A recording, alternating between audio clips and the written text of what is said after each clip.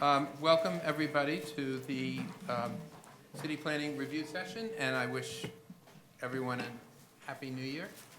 I'm happy to see 2016 behind us, and I look forward to a productive 2017, which we will start off with a bang. Madam Secretary. Thank you, Mr. Chairman. Good afternoon, everyone. This is a City Planning Commission review session. Today is Tuesday, January 3rd, 2017, and a quorum is present. The first item on the agenda is a Department of City Planning initiated proposal regarding a proposed zoning map and zoning text amendments concerning Greater East Midtown. I believe, Mr. Chairman, you'll open with a few words. I would like to open with a few remarks. And just for the record, Commissioner Cerullo is recusing. Right. Certainly, when this administration took office at the beginning of 2014, one of its very, very first commitments was to readdress East Midtown. And today, I am proud to say we are beginning the public review process on a proposal to ensure the future of Greater East Midtown. Some have noted that its initials create the acronym GEM, and that is appropriate, as I think this is a gem of a proposal. And with our actions here today, I think it will remain, East Midtown will remain the city's premier business district. It generates approximately 10% of the city's entire real estate taxes. So it's essential that it continues to maintain its status as a world-class economic magnet. The set of actions today will not only facilitate the development of the type of quality office towers that will attract a range of employers to East Midtown, but it will also produce 21st century transit and pedestrian upgrades specified in the zoning text as a prerequisite to development to ensure that the district can accommodate all who work, stay, and pass through it in an enjoyable and livable environment. This proposal builds upon a unique collaboration and collaborative process that will result in benefits for Greater East Midtown as well as the city as a whole. And I really want to thank City Council Member Dan Garodnick and Manhattan Borough President Gail Brewer for their leadership of the East Midtown Steering Committee, which not only identified planning priorities for this critical area, but also forged a consensus-driven, solution-oriented vision for the future. They wisely recommended, and we concur, that our proposal must provide increased predictability regarding the scale and general location of development, an improved landmark preservation framework, and certainty surrounding public realm improvements and how they'll be funded. And as you will see from this proposal, we've done this. The department's East Midtown zoning proposal is designed to remedy the fact that existing zoning in the area hinders development of the type of new modern office buildings that many commercial tenants desire. It would provide specific means for upgrading transit connections and the above-grade public realm. It also would facilitate the preservation of landmarks that have been unable to monetize landlocked development rights by permitting transfers district-wide. It would enable owners of older buildings that are larger than current zoning current zoning permits to rebuild them to modern standards. And it would accomplish these goals entirely at private expense while increasing tax revenues to the city through greater development capacity. This is all about assuring a business district that is up to world-class standards. Currently, the office space in East Midtown isn't modern. This would create over 20 years, 13 million square feet of modern office space, 6+ million of which would be net additional to the current office capacity in East Midtown, and create an environment where companies want to be. That's the goal. We want to create an environment where companies want to be located and to preserve and enhance the branding of East Midtown, the city's premier business district. But it also requires a district that workers and visitors want to be in, and thus the need for transit improvements and public realm improvements as well. The proposal also recognizes that the historic resources of East Midtown must be cherished and protected, and the Landmark Preservation Commission has already added 12 new landmarks, and they will be before you, I believe, for approval at our next session 2 weeks from now. This proposal is almost entirely as of right. It is transparent, it is specific, and most importantly, it won't cost the taxpayers a dime. No capital investments, no tax abatements, no subsidies. And there are some very, I think, significant changes from the 2013 proposal, and it's, I guess, always helpful for all of us to have the opportunity to do a do-over. And I think you'll see, as we present this to you, the significant changes that address the objections to the 2013 proposal. I'd like to thank, in addition to Dan Gorodnick and Gail Brewer, I want to acknowledge the hard work of the steering committee, as well as the leadership of Deputy Mayor Alicia Glenn, who convened a task force of our sister agencies, including the Parks Department, Department of Transportation, and the MTA, to make sure that the needed resources were brought to this important proposal. I really do want to thank the Department of Transportation, the Mayor's Office, Landmarks Preservation Commission, and the MTA for their cooperative role in helping to fashion this proposal.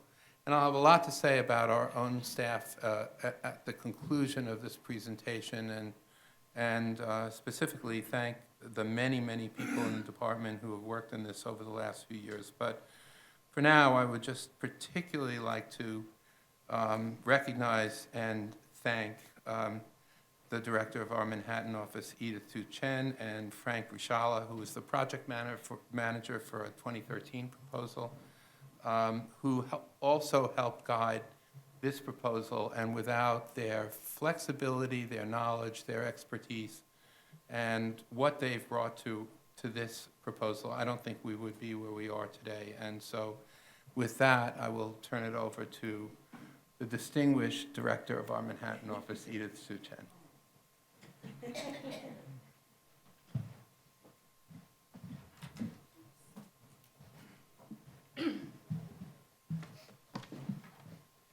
Thank you very much, Carl. Good afternoon, commissioners, and happy New Year. So let's get on with the presentation. The purpose of this rezoning is to ensure the long-term strength of East Midtown as a world-class premier central business district. The area we are talking about is anchored by the majestic Grand Central Terminal.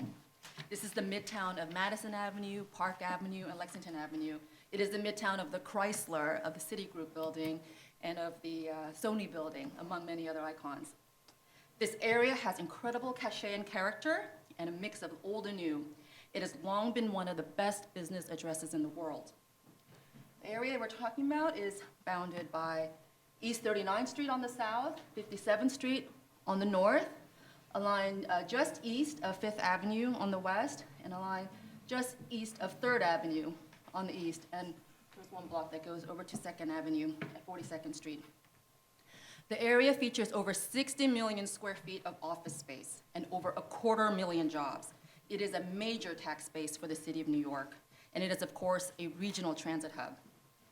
The foundation of the area's strength as a CBD, as we all know, is that it is so accessible. The area is served by several subway stations, and of course, the Grand Central Terminal itself. Grand Central is one of the city's busiest transit hubs, the second busiest, in fact, with over 600,000 trips and transfers on a daily basis, serving commuter and city workers on a daily basis.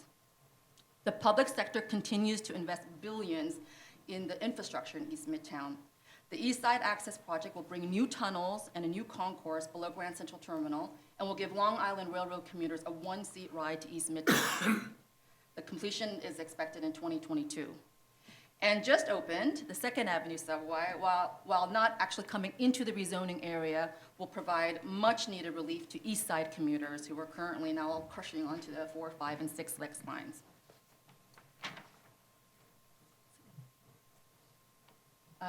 East Midtown has flourished in the past century, and every generation brings a new influx of really fantastic commercial development. It is still doing relatively well. However, when we closely examine East Midtown, we see that there are very serious long-term challenges that may undermine its position as a world-class CBD. First, the building stock. A considerable amount of the area's office building is already or will soon be outdated in relation to contemporary tenant needs. The average age of buildings, you've heard this before and I'll say it again, is over 75 years old. Older office buildings have higher vacancy rates and are much more likely candidates for conversions. Older buildings also have lower floor-to-floor heights and a forest of interior columns that are also undesirable features. A number of the older buildings have already converted from office to other uses, such as hotels and residential use. Now, while we support mixed use, we are very cautious that too much residential use may mean that we will fail to maximize the tax base, and we will fail to totally capitalize on the billions of dollars of investment we've made in the infrastructure.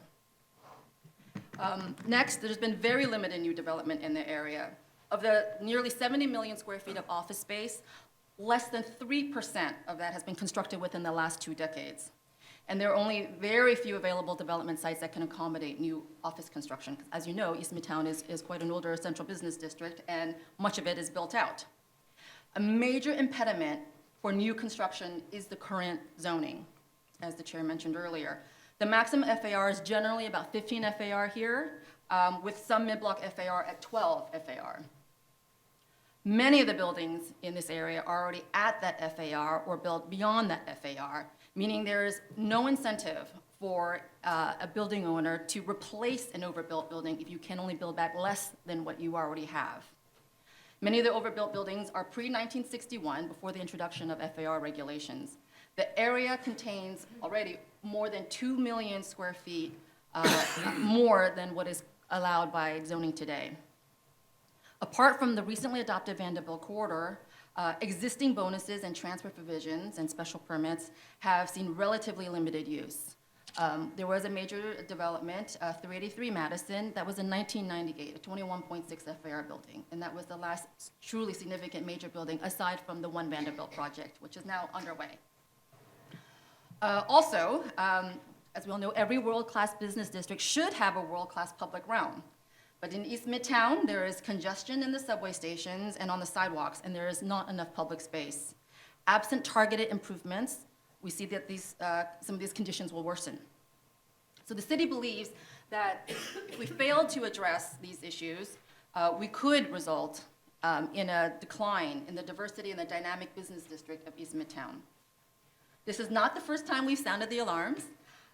As you know, in the final years of the Bloomberg administration, the department proposed a rezoning of East Midtown to address these long-term challenges. This application was approved by the City Planning Commission, but we withdrew the application before the City Council vote. We knew the application did not have the support to get the final approval. The reasons for this were several. The key concerns raised by various stakeholders included, number one, there was not enough input from community and local stakeholders. There was too much uncertainty and really lack of identification of public realm and transit improvements. There were a number of preservation concerns. A number of people believed that there should be more historic landmarking in the area. And also there was concern about the development of hotels in the area that did not cater to the character of East Midtown as a business district. At the time of the withdrawal, the community and elected leaders requested development of another comprehensive, consensus-driven, predictable plan. And then the mayor-elect, Bill de Blasio, stated that a fresh take on a proposal for East Midtown would be a top priority for the incoming administration.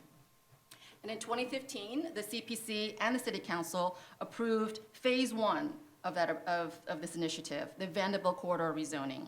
And that proposal is resulting in a new 1.6 million square foot state-of-the-art office tower right next to Grand Central Terminal that will also provide over $220 million worth of transit and public realm improvements.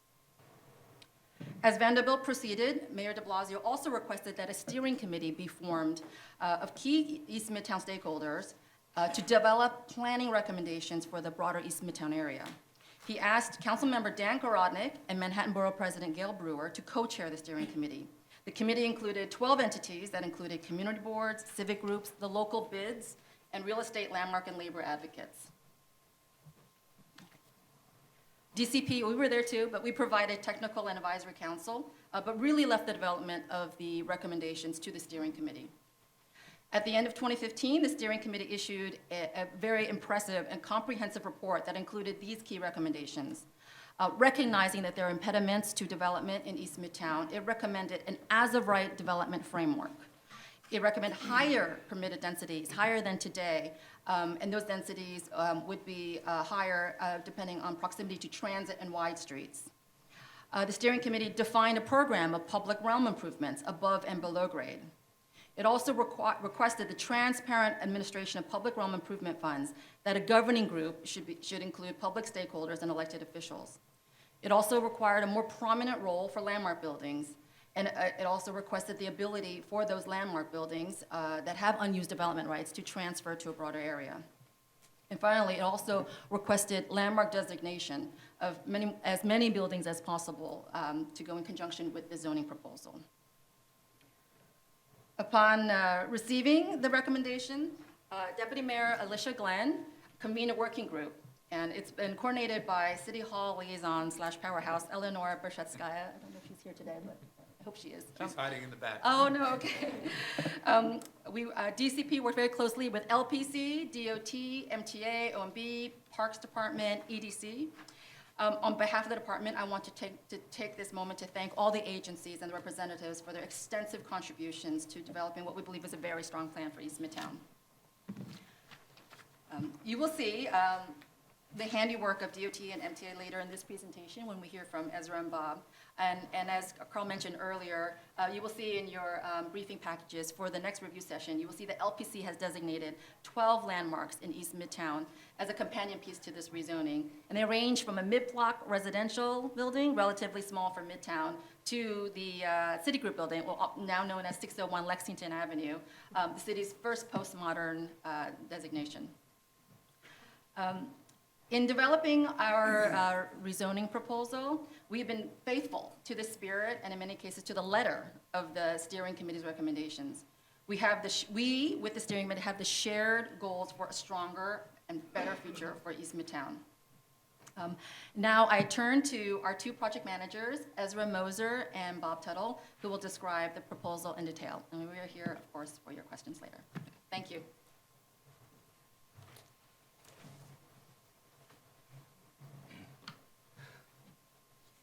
Good afternoon.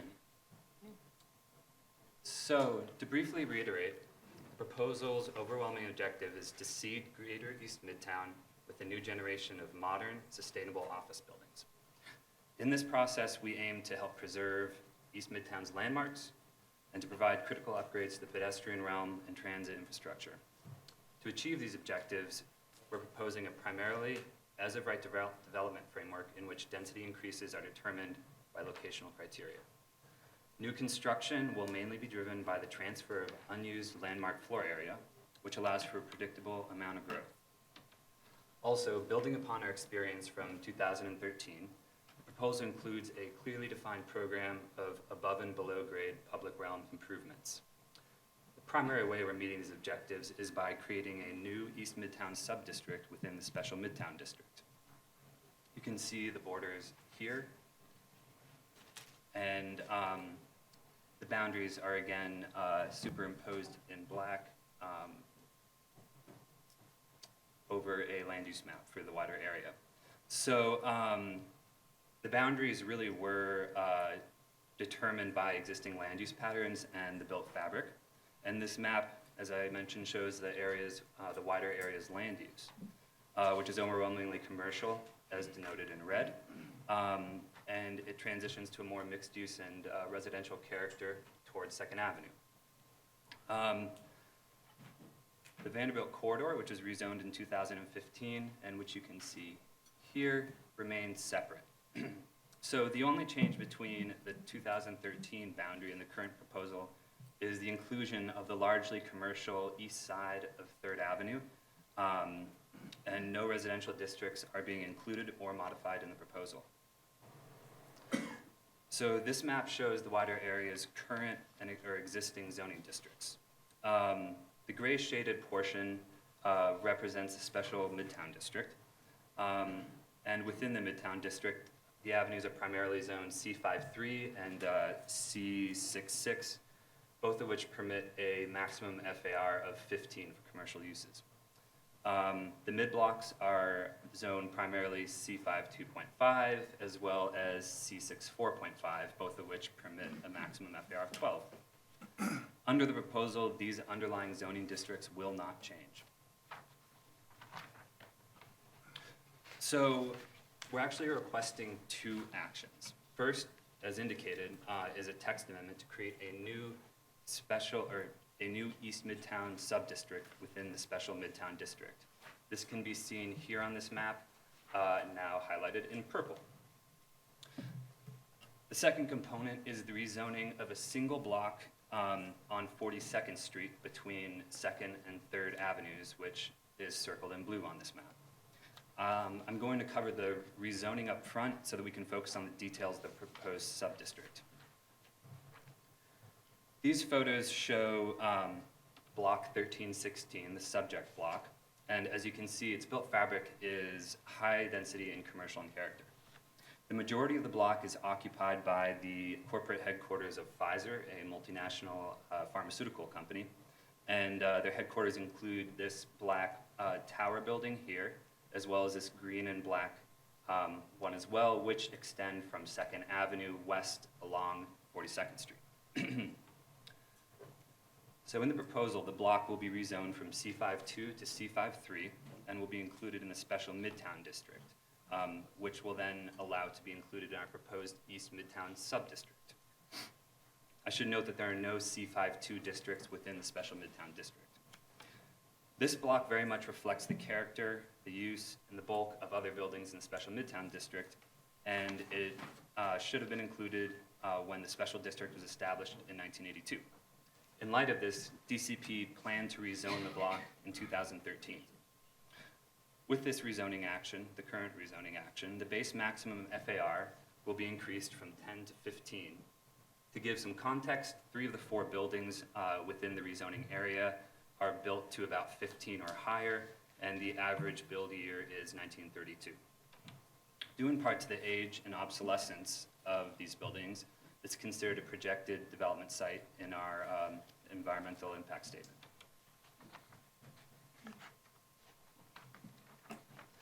So, moving on to the proposed sub-district.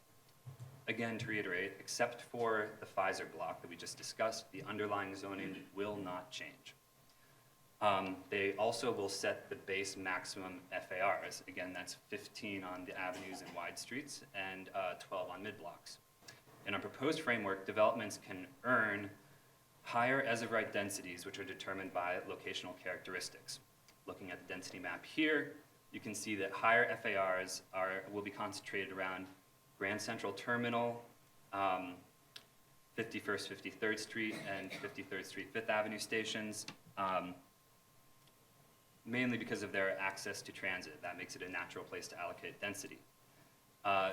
This area here around Grand Central will have a maximum earned FAR of 27. This is the highest in the sub-district. The blocks adjacent to Grand Central and those above the 2 53rd Street transit hubs will have a maximum earned FAR of 23. Higher FARs will also be concentrated along Park Avenue, which as a abnormally wide street can accommodate higher density without sacrificing access to light and air. These blocks will be allowed the second highest max earned FAR in the sub-district at 25. Otherwise, density increases are determined by access to one or more wide streets, and the blocks generally to the south and east of Grand Central will have a maximum earned FAR of 21.6.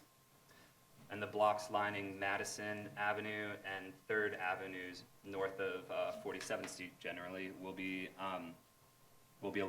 allowed to earn up to 18 FAR, which is the lowest in the subdistrict. Again, as you can see, the Vanderbilt corridor is omitted from the proposal.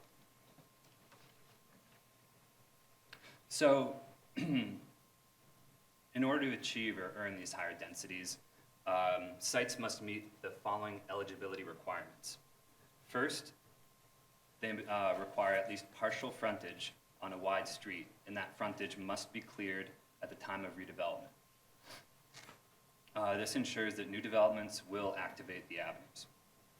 Second, at least 80% of the floor area must be devoted to commercial uses. This ensures that new construction meets our objective of delivering new state-of-the-art office space to East Midtown. And third, new buildings must meet or exceed environmental standards so that we can ensure developments will meet a high threshold of sustainability. So, to reiterate, developments that meet these 3 criteria seen here will be called qualifying sites and will be able to then earn these higher FARs outlined in the density map.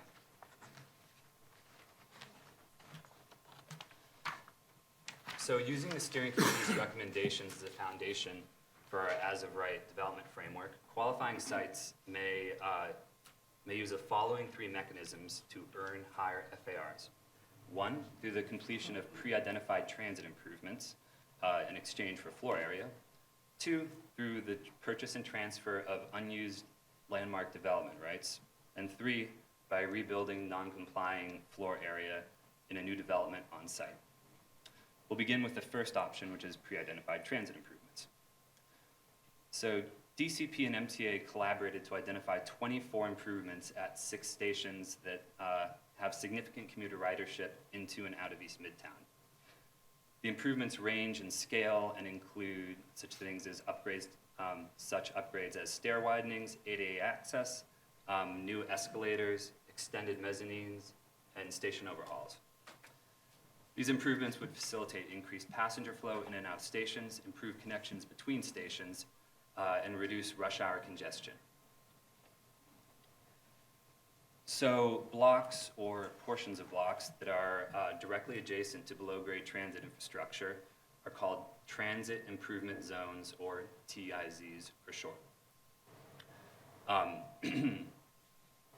These are identified here in the map in varying shades of purple.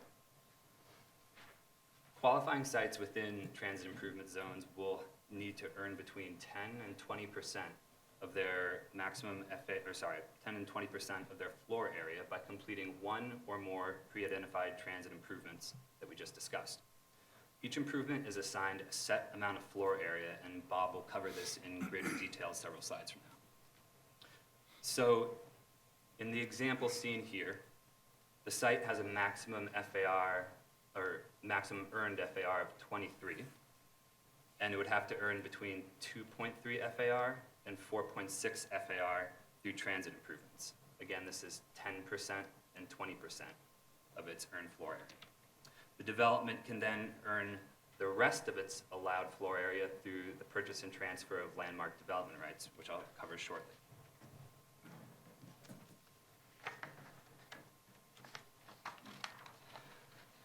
So there are approximately 3.6 million square feet of unused landmark development rights across the subdistrict.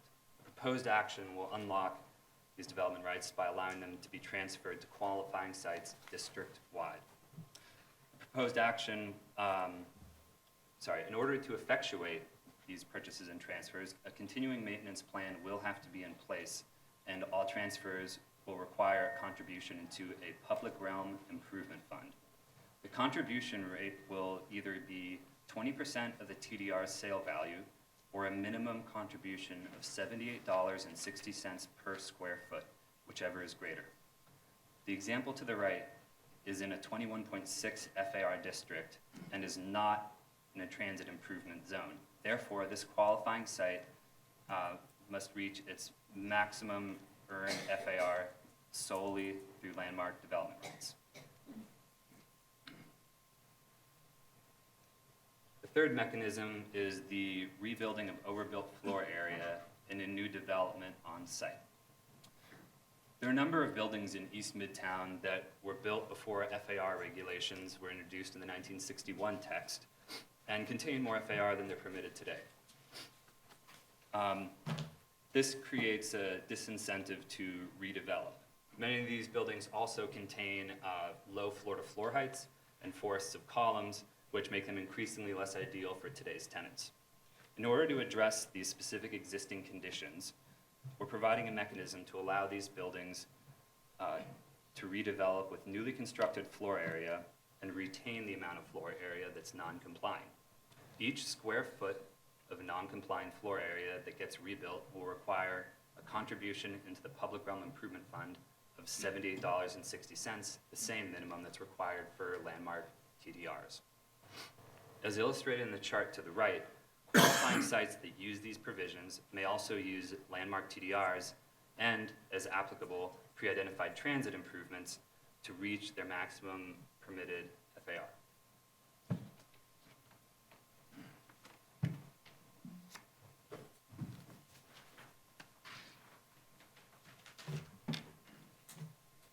So now we'll discuss the public realm improvements. And as Ada stated, upgrading the public realm is a core Just introduce yourself, Bob. Sorry, I'm Bob Tuttle in the Manhattan office. Upgrading the public realm is a core objective of this proposal that is agreed upon by both the steering committee and city planning. And as Ezra explained, each of the mechanisms that allow a development of a qualifying site to reach the new proposed as-of-right FARs is also aligned with providing for public realm improvements. So at this point, we'll look at what those public potential improvements are and the mechanics that govern them. And we'll start with the direct transit improvements that would be completed by qualifying sites in the transit improvement zones. MTA has identified 6 stations that function as critical components to Greater East Midtown's transit network.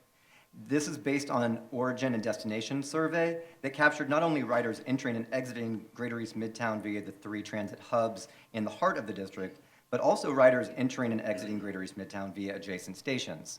So these include the 3 within the rezoning boundary and then 3 that are adjacent to this boundary. Within these stations, MTA identified the 24 individual improvements. These projects aim to address current issues that impact the area's transit network and to anticipate future potential needs as development occurs. None of these 24 improvements are part of MTA's capital plan. In order to maintain an as-of-right framework, each improvement will be assigned floor area comparable to the project's scope and public benefit.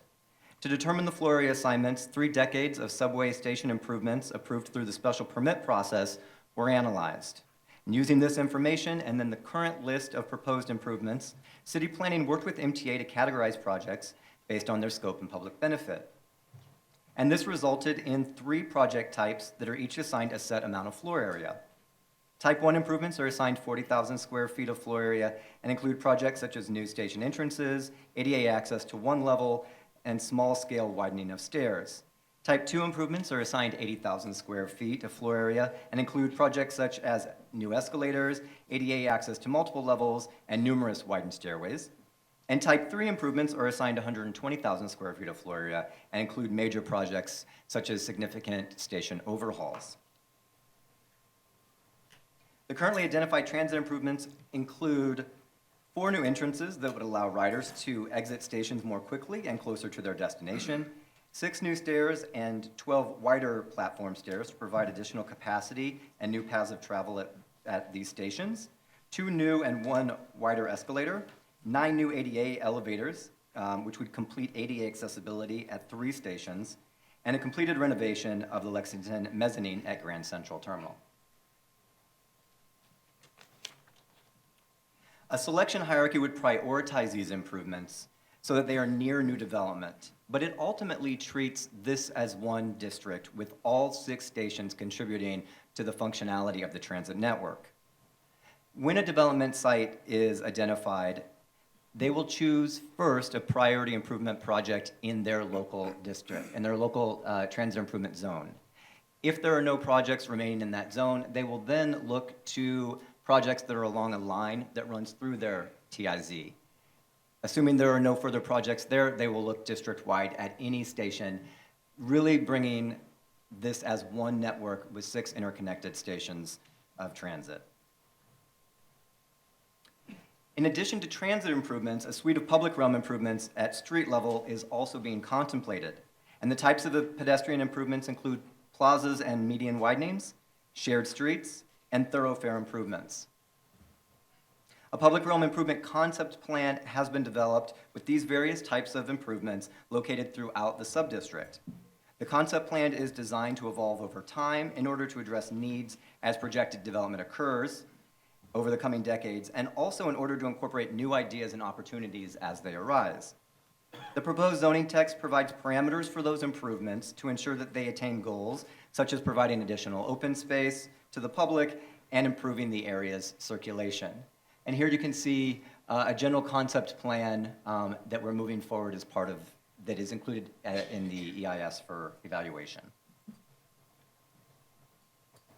City planning worked with DOT to create an initial concept plan that includes pedestrian plazas along Pershing Square East, which is currently closed, but this would be a capital improvement project to complete that.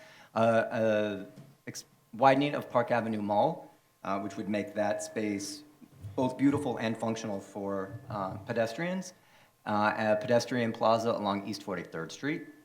It also includes shared streets, which are designed to allow for flexible programming of a street whereby pedestrians and vehicles share the street, and the street can be prioritized at different times of the day, such as pedestrians prioritized during lunch hours and parking prioritized later in the evening. These are proposed along Library Way, Vanderbilt Avenue, and along East 44th Street. And then general thoroughfare improvements, which would assist with circulation. These would be corner and bus bulb outs and mid-block neck downs. And this would balance circulation on sidewalk with those waiting at intersections or for buses. A public realm improvement fund will be generated through the contributions associated with landmark development rights transfers and also the redevelopment of overbuilt floor area. Those funds can be utilized for capital improvement projects by DOT or MTA. So to be clear, MTA projects, the transit projects, have 2 paths to completion. One is through the direct completion by a project that's in a transit improvement zone, but also they can be funded through the Public Realm Improvement Fund, depending on if the governing group, which is the 9-member group that will oversee those funds, if they deem that to be a priority project that they want to fund before a particular site might end up including it in its project. Now, that governing group is 9 members, and it consists of 5 mayoral appointees, the Manhattan Borough President, the Council District from Community District 4, and Community Districts 5 and 6, and it would have advisory positions from MTA and OMB to provide consultation on particular projects and also monetary advice. And then it could also include stakeholders such as the bids, as projects, especially the above-grade improvements, could involve bids in the long-term management of those spaces. Now we'll talk about some specific provisions for qualifying sites and then the proposed discretionary actions. As mentioned earlier, to be a qualifying site, you must meet some environmental performance standards. Now, the Energy Code revisions in 2014 and 2016 are bringing the city closer to the mayor's commitment to reduce greenhouse gas emissions by 80% before 2050. This proposal adds to that commitment by requiring that qualifying sites either utilize the area's steam network or exceed the core and shell 2016 Energy Code standards by 3%.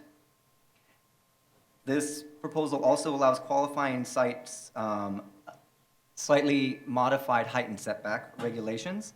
These are to ensure that the as-of-right framework will work to accommodate the additional permitted floor area, and it will allow buildings to match the area's higher street wall context, provide street wall recesses and at-grade setbacks, place more bulk higher in the air where it is less on-street visual impact, and to account for the wide width of Park Avenue.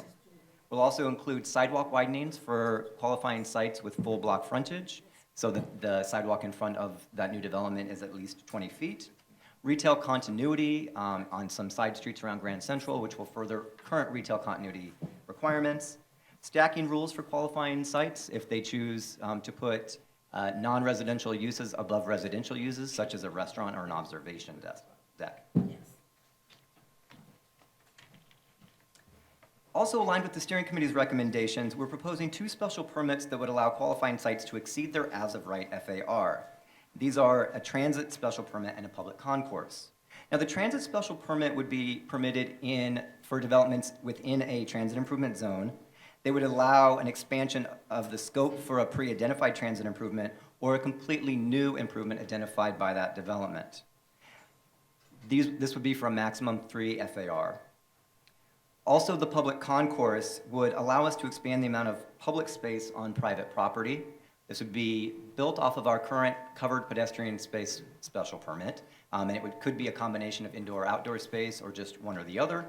Also would provide, or would have a maximum of 3 FAR addition to that site. Both special permits are designed to allow developments to identify improvements that can be incorporated into their project and further upgrade the public realm, as these opportunities are identified in the future. We are also proposing 2 discretionary actions that would modify the criteria for a qualifying site. First is an authorization to permit enlargements on sites that plan significant renovations to the building. These renovations would need to reposition the building in a manner that achieves the objective of this proposal to create new contemporary office space in the area. Secondly is a special permit to allow mid-block development, modifications to the environmental standards, and modifications to height and setback regulations. This permit would not allow changes to the permitted as-of-right FAR. And this special permit will allow a case-by-case public review of special site conditions. Additionally, throughout the entire subdistrict, any new floor area for hotel use will be subject to a special permit. This is designed to ensure that new hotel space meets the needs of a premier business district by providing amenities such as meeting and conference space and telecommunication services. As part of this application, the draft environment impact statement includes a detailed analysis of 17 environmental categories. Analysis identified no impacts in 11 of those categories and significant impacts in 6 categories. Between the draft and final EIS, we will explore measures to mitigate the identified impacts. And with that, we're happy to answer any questions that you might have. I'm sure there are no questions about this. Thank you, commissioners. Thank you all too. Thank Ezra, thank Bob. Thank you, Bob. That was a very excellent presentation. And I know this is a complex proposal.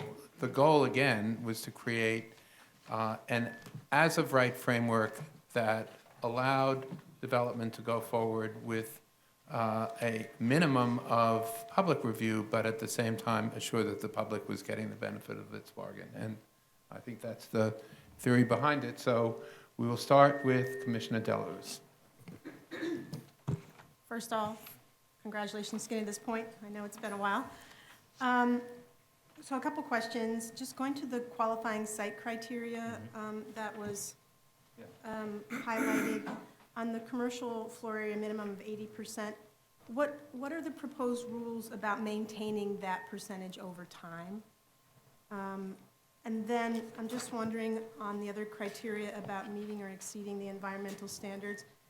The environmental standards outline really just the one that you highlighted, let me find it here, about exceeding the 3% for the 2016, and what's the proposal to how that would be modified over time based on the fact that standards change over time?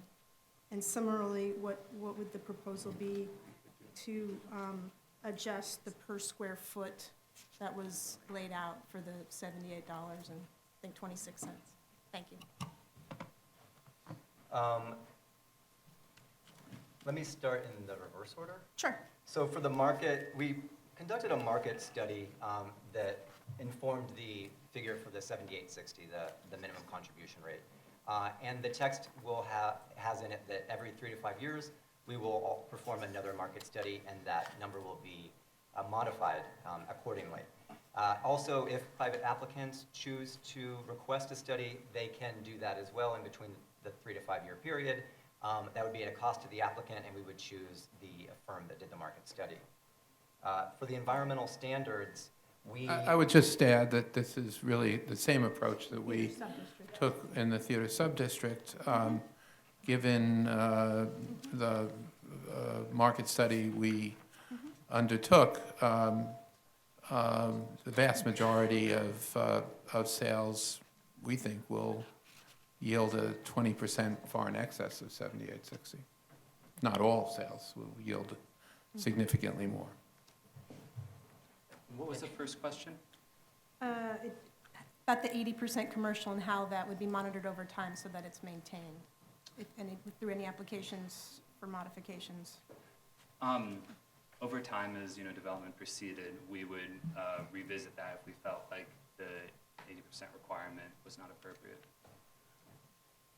But again, you couldn't change that as of right. It would require a zoning change. Just confirming.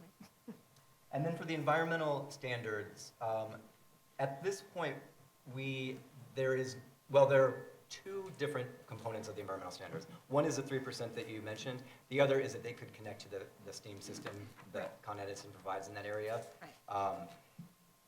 At this point, there is not a proposal that there would be a continued change in that percentage.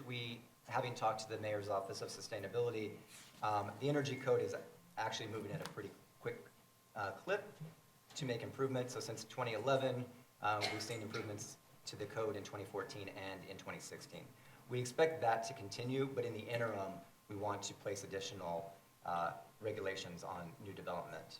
Although over time, if we do see that these marquee-type buildings, that let's say we're not reaching our goals of 2050 through the normal energy code, we could revisit this text and continue to upgrade those standards. Just want to emphasize as well that, it's hard to quantify it exactly. It's our understanding that the 2016 energy codes are substantially better than, for example, the ones that were in place in the 2013 proposal.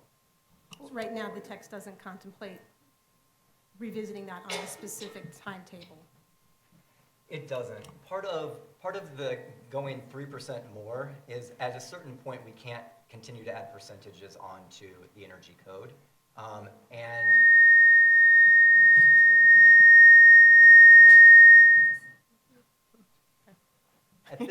at this point in our discussions with the Mayor's Office of Sustainability, there are a number of things that they're looking at in the future. And so at this point, we want to see how that progresses and see if, in fact, zoning needs to come back and address that, or if the energy code is effectively addressing it. Thanks. Ms. Efron. Thank you. Excellent presentation. I have two questions. One's very specific and tactical, and the other is sort of a broader question.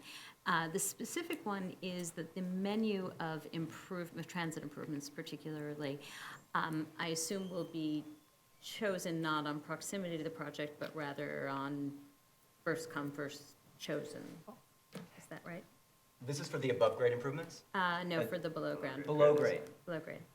So a development in a given transit improvement zone, as I indicated, would have to meet at least a 10% minimum threshold. And so they would be looking to select projects based on what works with their building program. If there are no improvements available, if, say, the only one available were beyond their 20%, then they would look for improvements at a station along their line. And then if they couldn't find any suitable improvements there, then it would be at any of the eligible stations. But so let's just run through a quick example. Mm-hmm. So at this site, if their lot area is 20,000 square feet and their maximum permitted FAR is 23, then their buildable floor area would be 460,000 square feet. Mm-hmm. So they would need to produce between 46,000 and 92,000 square feet of floor area through transit improvements. And they must first select from within their transit improvement zone. This is all illustrative, so I'm... Had MTA identified 3 improvements in this TIZ, let's say 2 that were type 1 and 1 that was type 2, they would have these as their first selections. And in this example, they've chosen improvements A and B, which gets them 80,000 square feet, which gets them in between the 46,000 and the 92,000 they needed, and then the rest would come from landmark transfers. Okay, and my tactical question is, how long a period of time does a development or a developer have to actually execute on those improvements so that, in fact, a neighborhood would actually have its improvement intact as opposed to having it sort of promised and then put on hold for a while? Well, as with Vanderbilt Corridor, this is tied to the TCO for the bonus, or for the floor area that corresponds. But because this is a wider range, there are more opportunities for developers to choose from those same improvements. So how long does a developer get to hold it if they haven't actually secured their financing or decide to build? We have, that is an issue that we're addressing with MTA right now, is to determine if there's a point at which they feel that the improvement would have to go back onto the list. And so Okay. we'll be able to speak further to that at the next hearing. Thank you. And Also, then, a little bit further to the question about first come, first serve. In certain circumstances, the developer would be working with MTA if there was an improvement that might have phasing issues or requirements. So there is a conversation there as well. It's not strictly first come, first serve.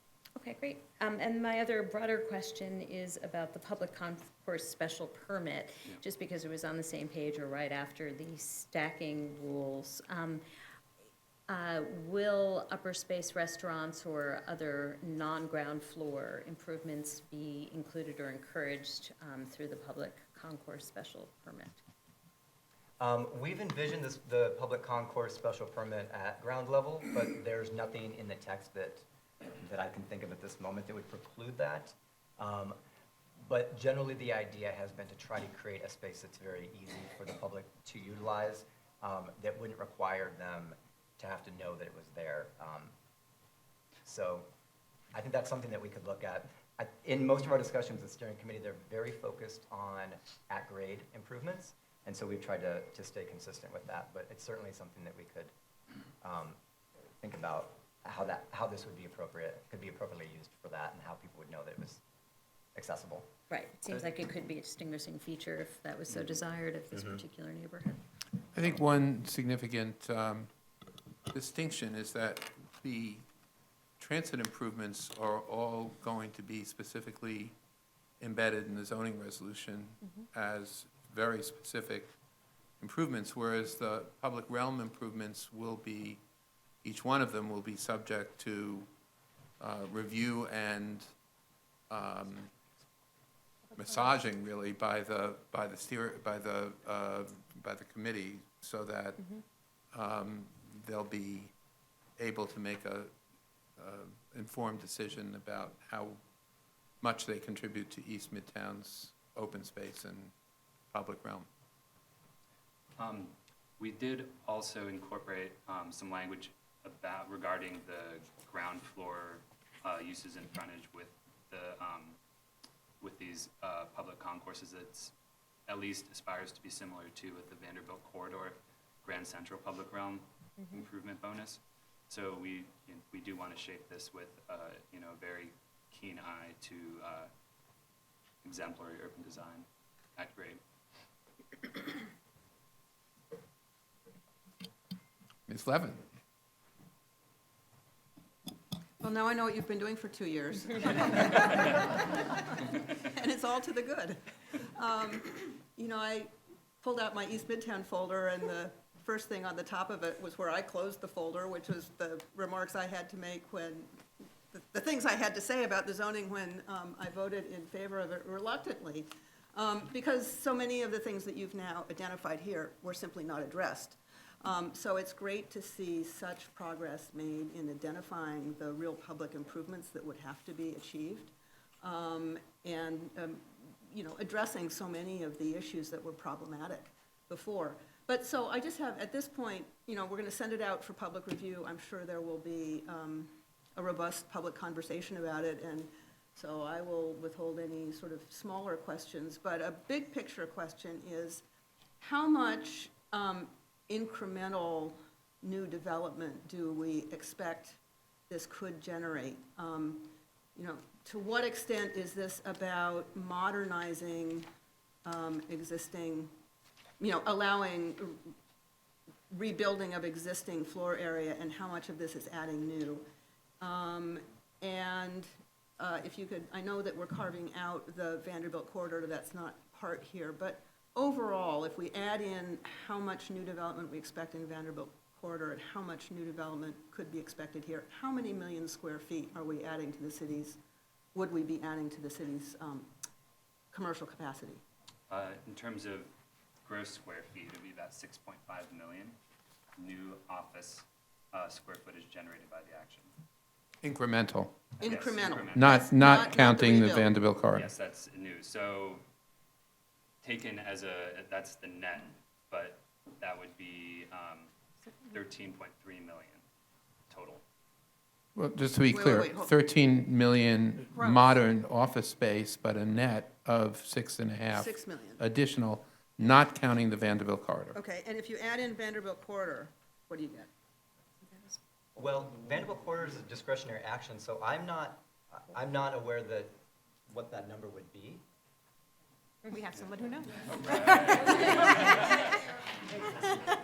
So, one Vanderbilt is about That was a a million? million more. So let's make it 7. Let's say it's 7 million square feet, and there's 400 million square feet in Midtown of office space. So, or in like the Manhattan core. So the increment that we're talking about in total is actually quite small, but for brand-new Class A office space, it's actually quite a substantial part of the city's likely Class A new office space. Okay, and just for comparison, what are we getting in Hudson Yards? About 25 million. Office. Yeah. Thank you. Mr. Knuckles? Thank you. As I recall, on the first East Midtown version, I think there was a minimum footprint that you needed, what, 40,000 square feet? 25,000. 25,000 square feet. We've eliminated the minimum lot size requirement Right. under this proposal. At the recommendation of the steering committee as well, to be able to give the opportunity to see a wider variety of sites to take advantage of this framework. Thank you. The goal, though, just to go back to one of the major requirements for a qualifying site, is to be on an avenue or wide street, because that really is the, the goal here is to create premier office addresses and premier office space, and space that companies want to be in, and addresses that they want to be in, and for the most part, those are really avenue locations along iconic, world iconic addresses, Park Avenue, Madison Avenue, Lexington Avenue, et cetera. Any other questions? Well, I just really want to say, and some of you have touched on it, clearly we, I think as a department, learned a lot from the 2013 experience, and I think this proposal, in our view, certainly very directly addresses almost, if not all of the issues, we think all of the issues that were raised in 2013, including, by the way, maintaining the market rate approach to not only development, but the purchase of development rights. So we hope that this market will thrive. We really do think that it's very, very much in the City of New York's future, especially at this time when the real estate tax base of the city is such an important generator of the resources that the city needs to carry out its many, many functions, that this is a really important initiative and a step in the right direction. And I said at the outset, and I really did want to give particular mention to Edith and Frank because they were the veterans of 2013, but this is a very, very comprehensive proposal that really engaged and involved so many, many people here at City Planning, including obviously, and most importantly, Ezra Moser and Bob Tuttle as part of the really distinguished Manhattan office team, and Patrick Tu, who some of you may know, who came back to make a reprised appearance to help us on so many aspects of this. I also want to thank and recognize in our executive office Danielle DeSerbo and Rochelle Raynoff and Joe Marvilli and Samantha Kleinfeld, who contributed so much to this.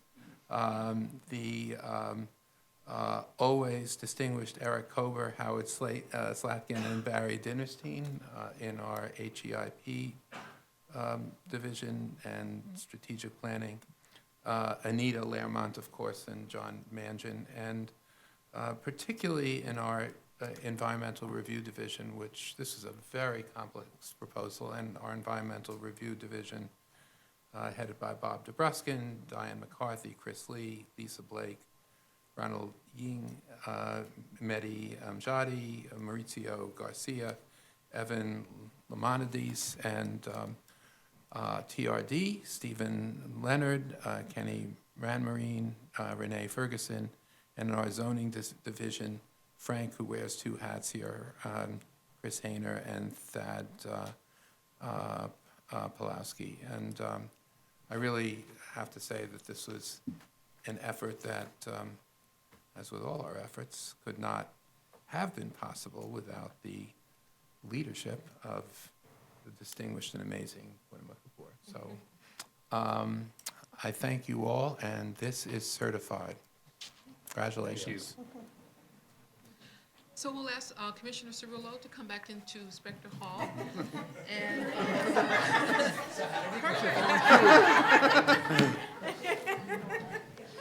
and we'll now advance to the next item, item number 2, page 109, proposed special permit to facilitate a public parking garage. Yes, and let me just thank, Edith thanked her, but I do want to thank, this is Eleonora, who is the Deputy Chief of Staff to Deputy Mayor Alicia Glenn, who really helped coordinate all of this at City Hall, and I don't think we would be where we are today without Eleonora's hard work, so thank you, Eleonora.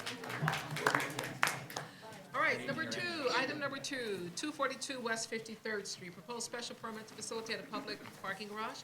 Our presenter is Jamie Capito of the Manhattan office. Hi, good afternoon, Happy New Year. 242 West 53rd Street.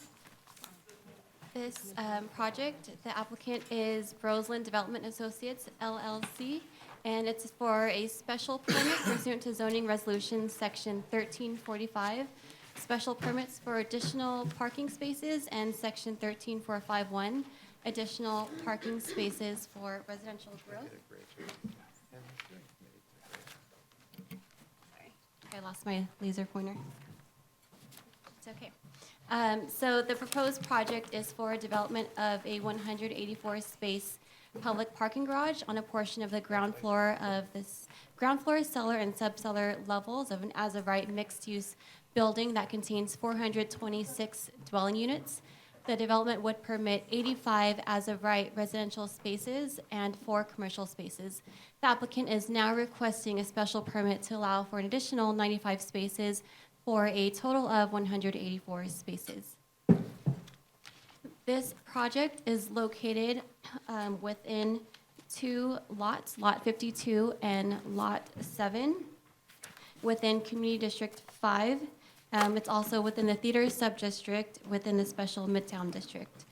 The lot consists of one zoning lot and is within the C65 and C67 zoning district. The proposed garage would be located, as I mentioned, within the cellar and subcellar levels of a new as-of-right mixed-use market rate building that contains 426 units that was formerly occupied by the Roseland Ballroom. The Roseland Ballroom was originally built as an ice skating rink in 1922 and was converted into a ballroom in the 1950s. In the 1980s, it was then converted into disco-style dancing which then became a popular venue for concerts until its demolition in 2014. In which 2014, the commission certified the transfer of development rights from the Majestic and Broadhurst Theater to facilitate the construction of the mixed-use building that is now going up on the project site. Lot 7 that you see here is also part of the project zoning lot, which occupies the August Wilson Theater that was designated as a landmark in 1985. The surrounding area is generally occupied by mixed-use residential, commercial, and office buildings. There are a large number of hotels in the area that can be found along 8th Avenue. There are also several theaters within close proximity of the project area. As mentioned, the August Wilson Theater occupies Lot 7 with its lobby entrance on the north side of West 52nd Street. Adjacent to the August Wilson Theater, across the street from it, is the Neil Simon Theater, which its lobby entrance also on West 52nd Street. On West 53rd Street, there are 2 theaters between Broadway and 8th Avenue that include the Broadway Theater, which has a lobby entrance on Broadway and exits on the south side of West 53rd Street. There is also the Roundabout Theater Company, formerly known as the Studio 54 nightclub, with a lobby entrance on the south side of West 54th Street. In addition, there is the Ed Sullivan Theater that's located on Broadway between West 53rd and West 54th Street. There is also the Gershwin Theater located on West 50th Street between 8th Avenue and Broadway. There are several public parking garages in the surrounding area. Along West 52nd Street and West 53rd Street, there is 888 8th Avenue, which is a 20-story, 374-unit apartment building that includes a public parking garage and 170 spaces. To the east of the project site, there is 1675 Broadway, which is a 35-story office building that includes a 61-space public garage at its lowest level. There are 7 other public parking facilities within the 3 to 5 block radius of the project site as well. There are 2 subway stations that serve the site. The C&E train at the 50th Street station located here at 8th Avenue, and the 1 train at the 50th Street station, which exits on Broadway between West 51st Street and West 50th Street. The M20 and M104 buses also serve the area, running north on 8th Avenue and south, along with the M7 bus on 7th Avenue. The applicant intends to construct an approximately 453,000 square foot mixed-use residential and commercial building. As I mentioned, 426 market rate dwelling units and 184 total enclosed parking spaces in the proposed garage. This 61-story building will be 675 feet in height, with the residential lobby and the ground floor, which will front on West 53rd Street, which you see on this elevation here, shown as West 53rd Street. Currently, 86 spaces are under construction. As of right, the building can provide a total of 89 spaces, encompassing 85 residential spaces and 4 commercial spaces. If this special permit is approved, the applicant would amend the plans on file with the Department of Buildings and substitute the seller plan submitted with this application that would allow for an additional 95 spaces for a total of 184 public spaces. Here's another elevation just showing the West 52nd Street elevation. As you can see, here is the new residential tower, and here is the August Wilson Theater. Here are current pictures of the site that was just taken in December last month. That's currently under construction, the new residential building here along West 53rd Street. And here is a view from West 52nd Street showing the existing August Wilson Theater, and the garage entrance that I will show in the next slide will be located just to the west of the August Wilson Theater.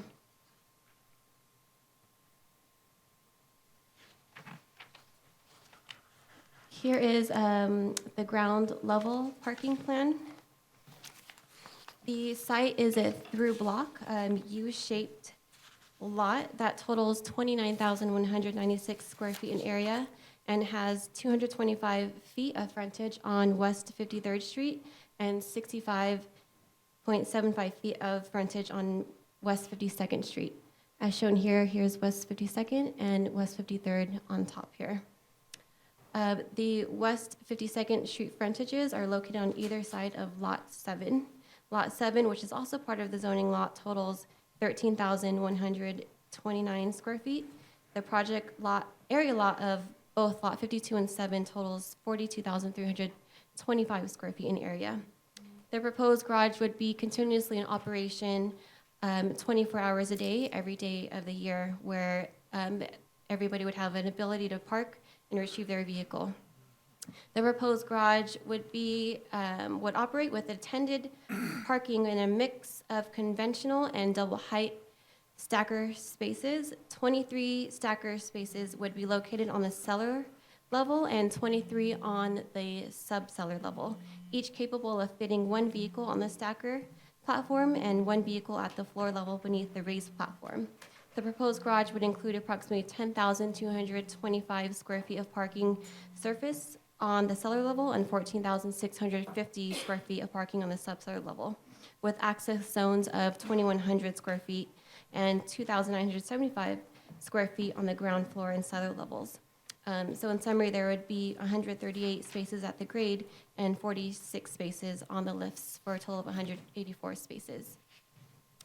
The parking spaces and stackers on the cellar and sub-cellar levels would be accessed from the street via a two-way vehicular ramp, which is located here on West 52nd Street. There's a two-way ramp here. The ramp would be accessed via a curb cut, which is 20 feet in width, plus 2.5 feet per splay, which is to the west of the August Wilson Theater.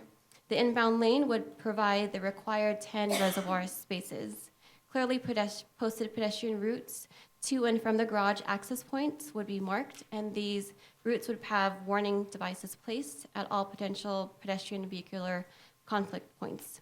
The attendant booth, car drop-off, and pickup areas and patron waiting areas are designed to ensure that patrons' security and safety en route to and these locations would be regulated. So the cars would enter here, and they would be dropped off here with an attendant, and there is a pedestrian waiting area here.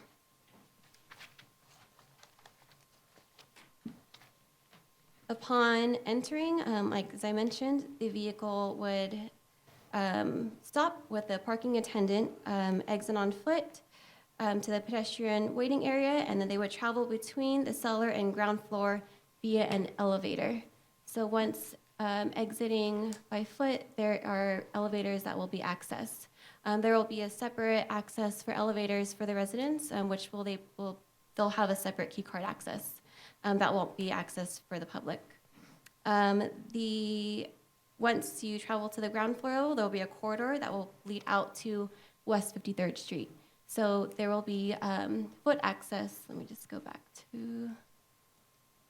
There will be foot access along West 53rd Street, which they can exit the garage, and when they come to retrieve their cars, they would come to pick up the garage along West 53rd Street as well.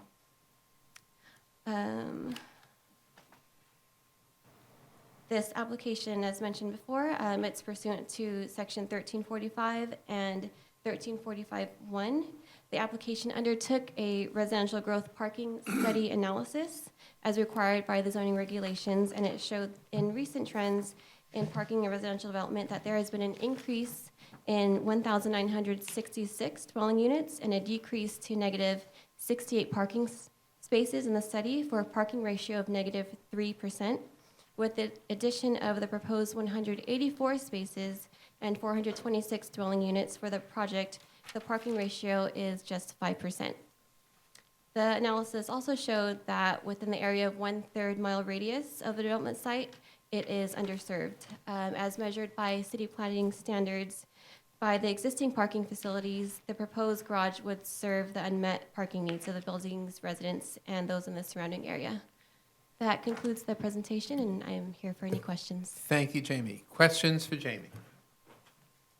Well, I just, We'll start with Vice Chairman Knuckles. thank you. Jamie, you mentioned the parking ratio, which would be with the addition of these spaces, 5%. Yes. What is the standard? Well, the threshold is 20%. We will revisit this question. Yes. I'd have to get back to you on, I'm not sure what the standard is for the area. Steve, do you know what the, No, it's Parking. 20%, so the permitted percentage parking is 20% per dwelling units. So their as of right was 20% of the number of dwelling units they have. There's no parking required for any development in the Manhattan core. But they can have 20% as of right 20%. of the. Commissioner Efron. My question's somewhat related. You mentioned card key access for the residents in the building. How Yes. many of the spaces are designated for the, I presume, tenants, not condo owners? yes. So the applicant has communicated to me that there will be no specific designation for the residents. The applicant has stated that it is a public parking garage, so it will be rented on a monthly basis. And it will be open to rent to the tenants, but it's open, so there will be no designated spots to the residents. But if it's a monthly basis, that is for the tenants. The applicant has stated, I can ask them again. I'm but- asking that, I'm. Yeah. it's a question. Yeah, I've asked the question, and I can clarify with them, but from what I understand, there won't be any specific designation for the tenants. It will be open both for the public and the tenants of the building. That will be rented on a monthly basis. Okay, thanks. Ms. Levin. Well, before I get launched here, did you say that that all the spaces are going to be rented on a monthly basis? Yes. So no transient parking? No. So it's not theater park. Is that really the case? Yeah. Why don't we get back to you on Yes, this? I 'cause it's- I can this is- clarify with the I- applicant. Obviously, one of the,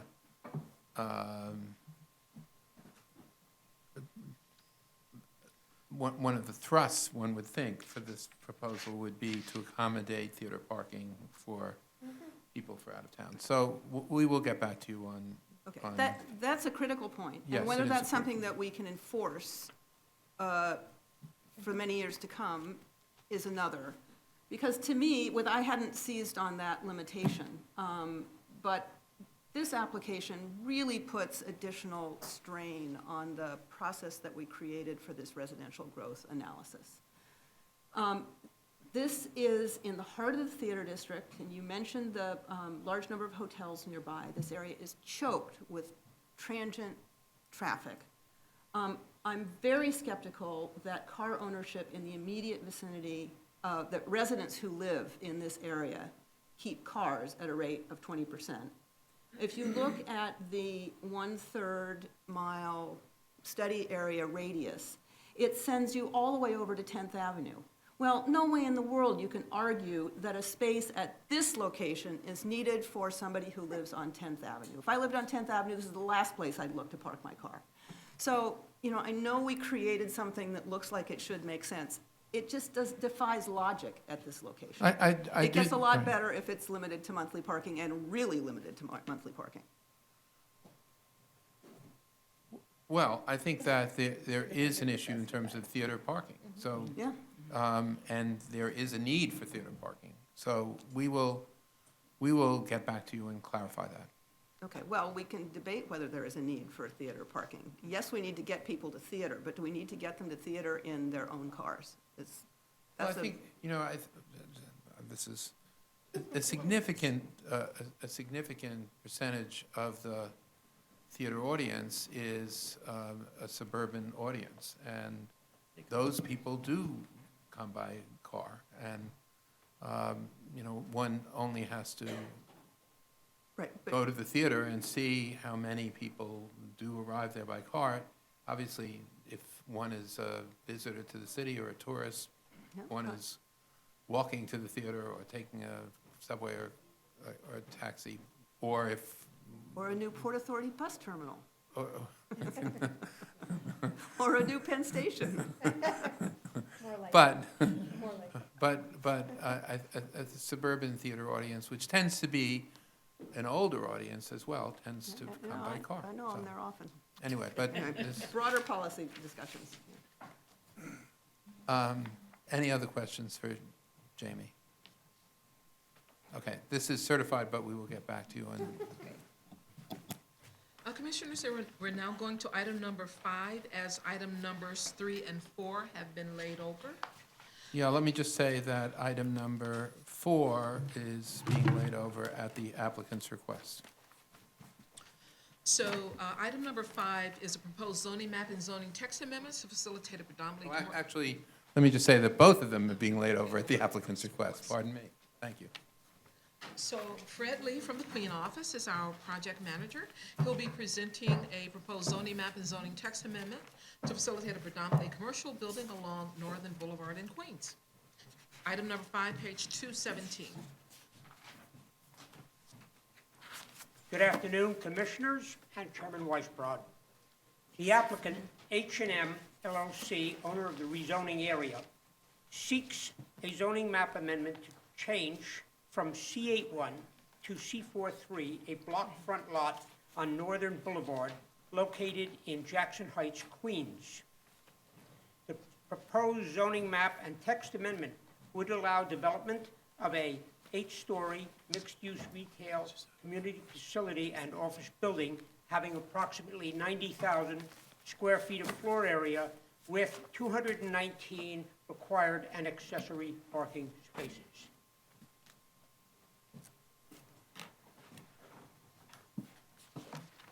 The rezoning area, block 1247, lot 1, has a lot area of 20,000 square feet. The applicant's lot and block fronts to the east of Northern Boulevard were zoned C81 pursuant to the enactment of the zoning resolution in 1961. Existing development on these lots are automotive-related uses with new and used car sales dealerships in both open lots and enclosed sales and service structures, car wash, and automobile repair facilities. Block fronts that face Northern Boulevard west of the rezoning area have commercial overlays and are developed with retail, fast food, and office uses. Within a 600-foot radius of the rezoning area, lots have commercial development on both sides of Northern Boulevard.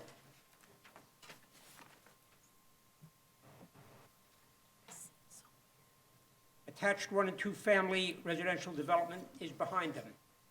Zoning districts mapped within the surrounding area include R4 north of the boulevard and R5 to the south, with commercial overlays on lots that face Northern Boulevard.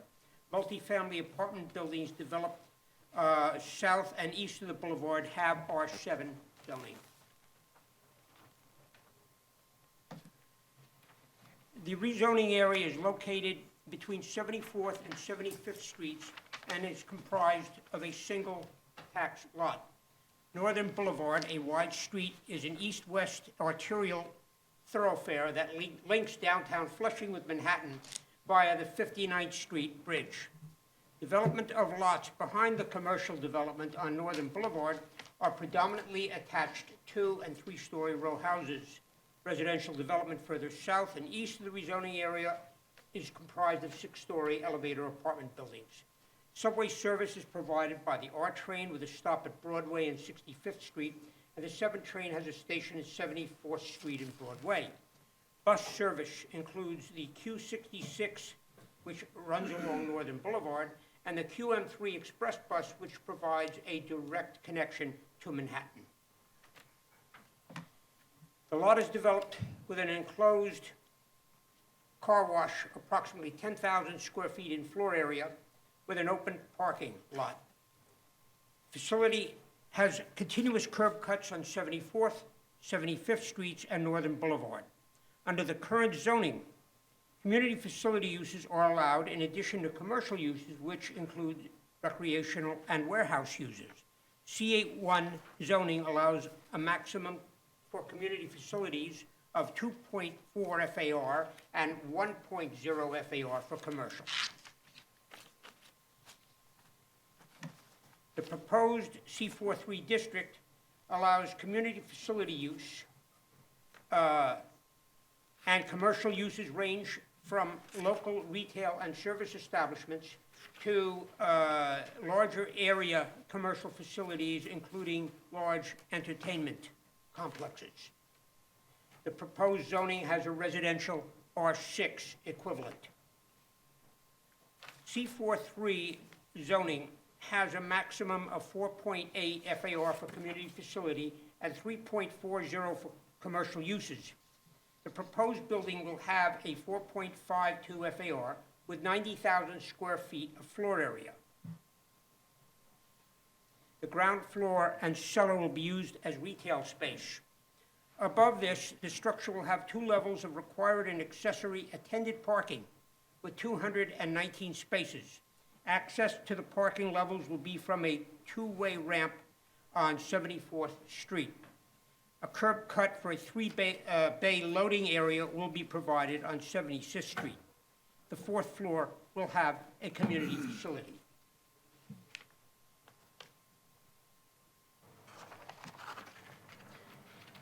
Your proposed zoning requires no setback for building heights of 60 feet or 4 stories, whichever is less. Above this height, a 15-foot setback from a street line is required on Northern Boulevard and 20-foot setback from 74th and 75th Streets. The 5th through 8th floor will contain business offices that will be set back related to the sky exposure plane requirements, which are a ratio of 2.7 to 1 for a wide street and 5.6 to 1 for a narrow street. The proposed building will be 8 stories in height. Above this, bulkheads for elevator and fire stairs will generate a building with a maximum height of 91 feet. The building height is limited by the rezoning area's location within the designated flight path for LaGuardia Airport.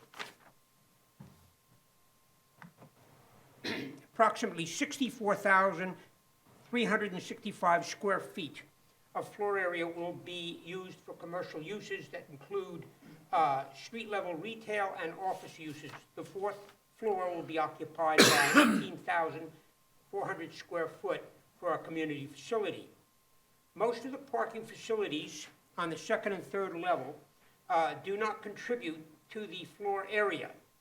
However, the top parking level will use a double height space that will use stackers. The spaces provided by the 2nd level stacker units will exceed 23 feet in height, waived by zoning, and therefore are no longer waived, and will generate 7,592 square feet of floor area for the 73 double-decker spaces. In order to facilitate the proposed development, the applicant seeks a zoning map amendment to change the applicable zoning designation from C8-1 to C4-3. Under the proposed C43 district, commercial, community, facility, and residential uses are permitted at higher densities than currently allowed by the existing C8-1 zoning. The proposed higher density zoning will take advantage of the multiple bus line service on Northern Boulevard and the existing subway stations within walking distance of the rezoning area. The R6 residential equivalent represents a continuation of the North Corona rezoning that established R6 districts on both sides of Northern Boulevard to the east. To address the R6 equivalent, the second action before the Commission, a zoning text amendment to Appendix F, will designate the applicant's lot as a mandatory inclusionary housing area as appropriate to this project. A 3.6 FAR for residential development is allowed with MIH. Using department guidelines, if the rezoning area is developed with ground floor retail and residential above, the building will have a residential floor area of 53,000 square feet and produce 53 dwelling units. If option 1 is used to meet MIH requirements, 13 dwelling units will be created that are permanently affordable. If option 2 is used, 16 dwelling units will be affordable. Are there any questions? Thank you, Fred. Questions for Fred? Hearing none. Oh, there you go. Commissioner Dela Uz. Fred, is this picture accurate, showing, with the glass front actually showing the parking being visible on the second and third floors? Let's go back to the, Or maybe it's third and fourth? it's not whatever. invisible. If the parapet is high enough, I'm talking about the glass corners. I mentioned that to the applicant today. It looks like an auto showroom. Exactly, that's, I did not design the building, and I would say that. I'm just making sure that that's the Architecturally, you intention. could even see the cars through the rendering there. If somebody's got their unwashed sloppy jalopy in that corner, it's not gonna help the appearance of the building. And therefore, perhaps the applicant will consider continuing the second and third levels as a continuation of the horizontal banding for openings, and do the top corner where the community facility is as a glass cube, as one reasonable alternative. But thank you very much for pointing that out. And just for the record, it is a zoning map change. I understand. Okay, and I guess when it comes back, we'll hear more about the market for this kind of mix of uses. It'd be interesting to know. Thank you. Commissioner Levin. Commissioner Deleuze, this has actually touched on, I think, both of my questions. On the visible parking, are there no wrapping requirements for parking at this location? I know in other, maybe it's in special districts, there are places where you cannot have cars visible from the sidewalk. And I would like confirmation that this is not one of those areas. And I recognize this is just a mapping action, so we can't do anything about whatever they build, but I sure hope they can't build this. I believe the executive director believes that there is no. There are no wrapping, okay, so they can build this. Where is the executive director? Or they can't. The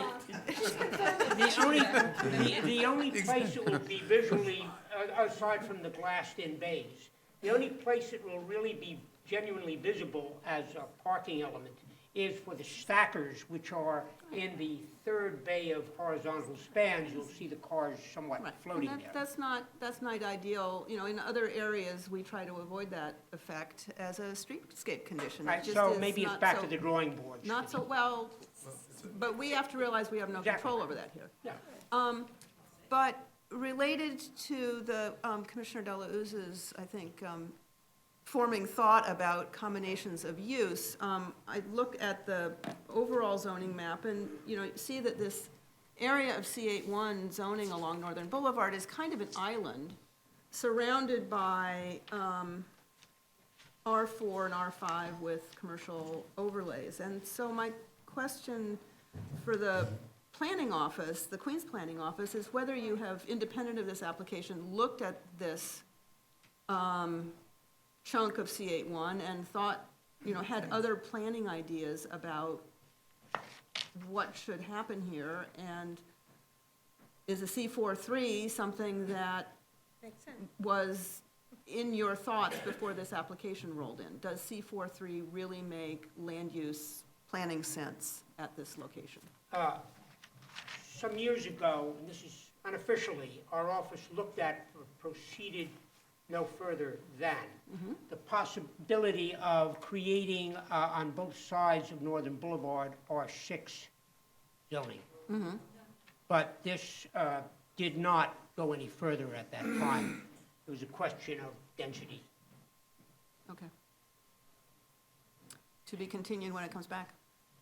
Yes, although we all know Northern Boulevard as a whole really is a commercial street.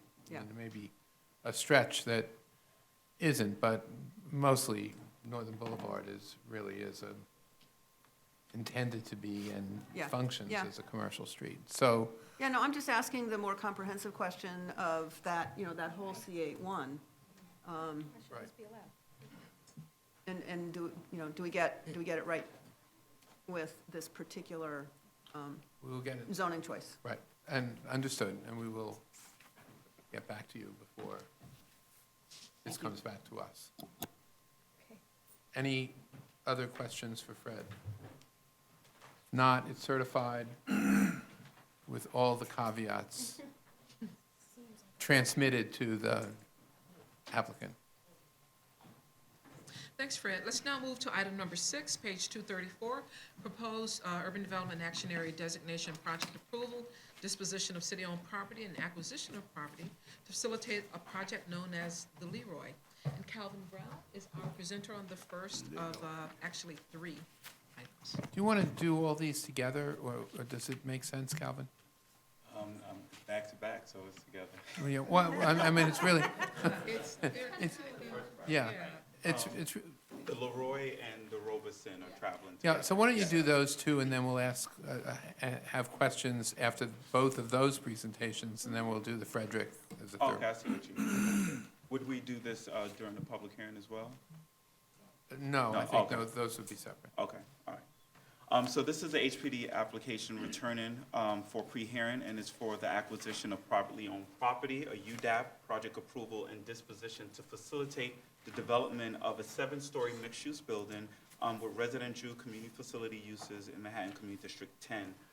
The subject site is, so the actions, the applicant is HPD, the actions are acquisition, location is 225 West 140th Street, and the public hearing is scheduled for tomorrow, January 4th. The subject site is located on the mid-block between West 140th Street, between Adam Clayton Powell Boulevard and Frederick Douglass Boulevard, and is located within a R72 district. This is a height factor district that allows a maximum residential FAR of 3.44 and a 4 if built pursuant to quality housing. Community facility FAR is 6.5, and commercial overlays are not allowed in the mid-blocks, where it's not mapped. The site is flanked by a post office and a 5-story residential building with 10 dwelling units.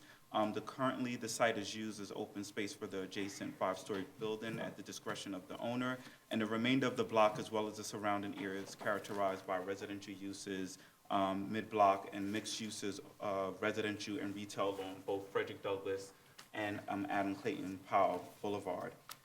Just to kind of jump ahead, just some sites. This is the site here, fenced in. This is a site plan of the site. On November 2nd, the Community Board 10 held a public hearing, voted on in favor of the application, 21 in favor and 7 in opposition, and 1 abstention to approve this project.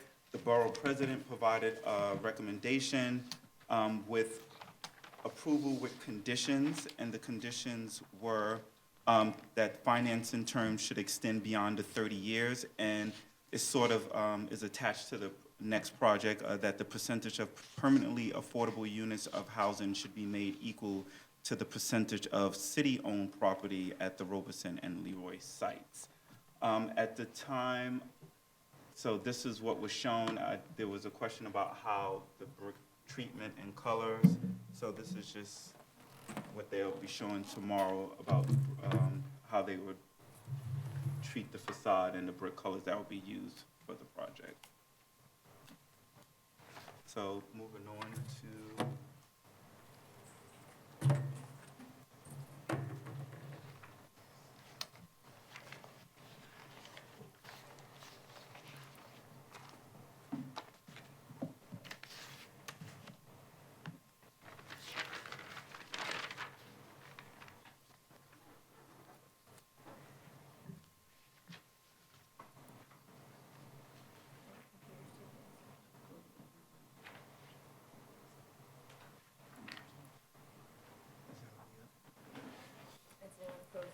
Okay, so this is also, the Robeson is also a HPD application returning for a pre-hearing. It's for a UDAP project approval and disposition of 3 city-owned properties, a text amendment to the Appendix F to establish a mandatory inclusionary housing area, and also a zoning map amendment to rezone the existing R72 to an R8A district, and is located within Community District 10.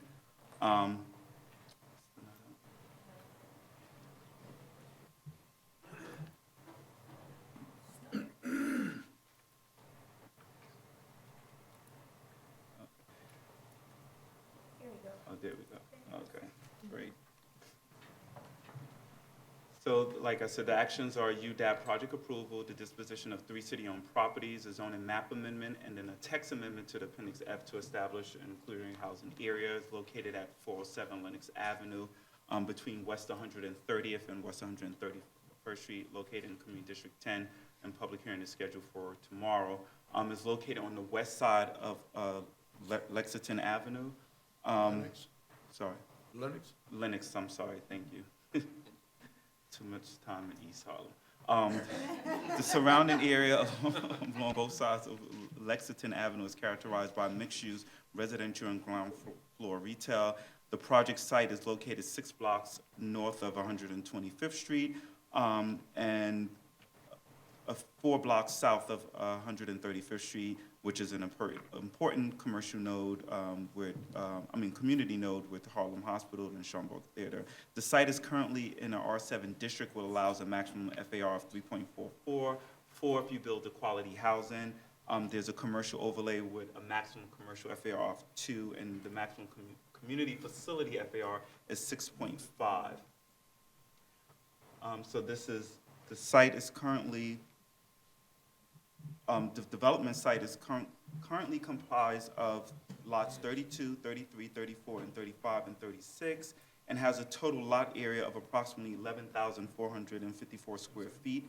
There are 2 privately owned lots, lots 34 and 35, which will be demolished, and the church will be relocated into the new development. The proposed project area will have a total floor area of 82,000 square feet and a maximum FAR of 7.17. So just to show the site plan, and similarly,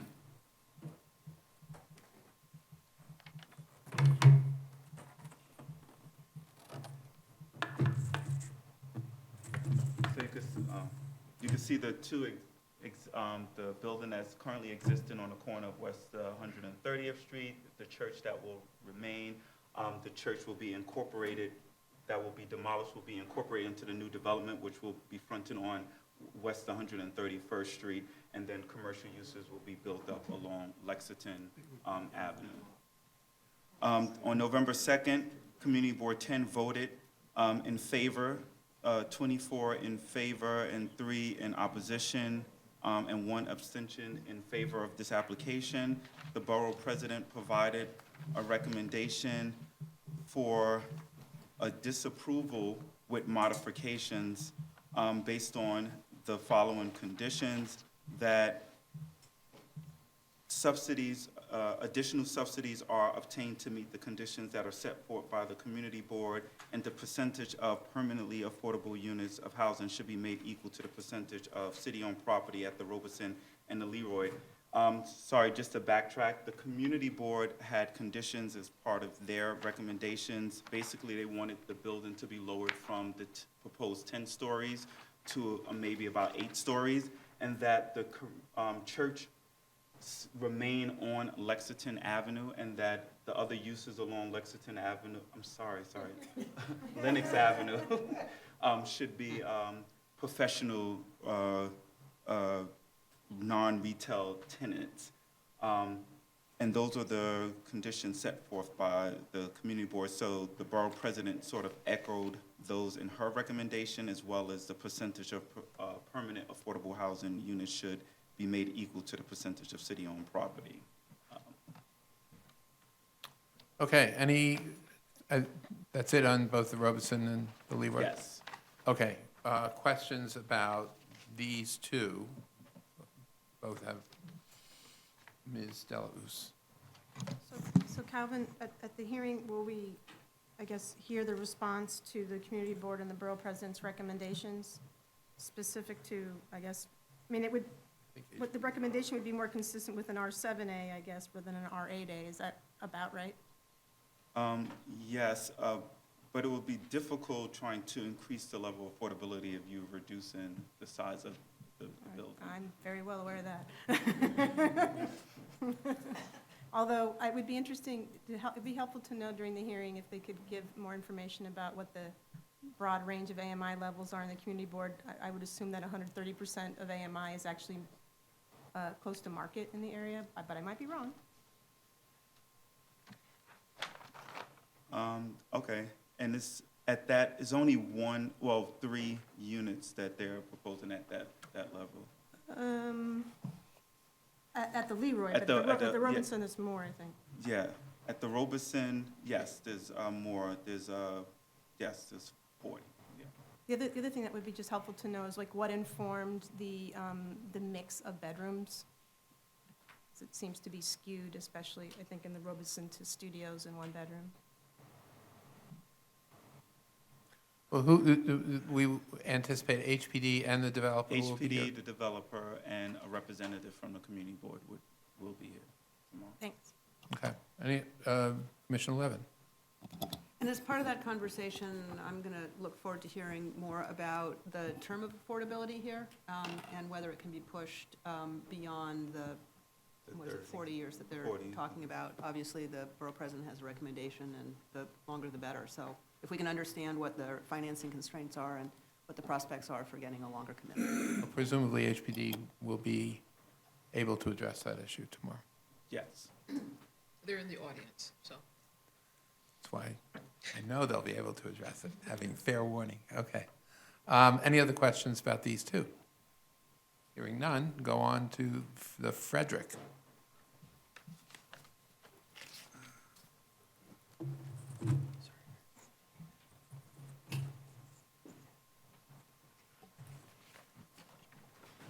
So this is a joint application by HPD and 2395 FDB JV LLC. It's returning for a pre-hearing for a number of discretionary actions to facilitate the development of a 15-story mixed-use building with residential, commercial, and community facility uses in Manhattan Community District 10. HPD is the applicant for the UDAP project approval, disposition of the one city-owned property, a text amendment to the Appendix F to establish the mandatory inclusionary housing. Also, the zoning map amendment to rezone the existing R7-2 to an R8A, and an authorization pursuant, the applicant, is 23 FDB JVC LLC is the applicant for the text amendment, the zoning authorization pursuant to Section 6322 to increase the maximum allowable height. And there's also a related chairperson cert pursuant to Section 6330, which is the fresh text. The project is located at Frederick Douglass Boulevard on the west side, between West 129th and West 128th Street. The R7-2 is the predominant zoning district. However, there are R8 districts that are mapped immediately to the west, south, and north of the site.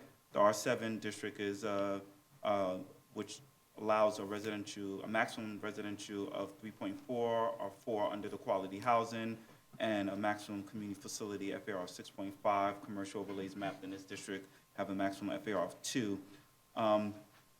The project area is comprised of 8 tax lots that are along portions of West 128th Street, along Frederick Douglass Boulevard, and portions of 129th Street. So you can see the project area outlined here in red.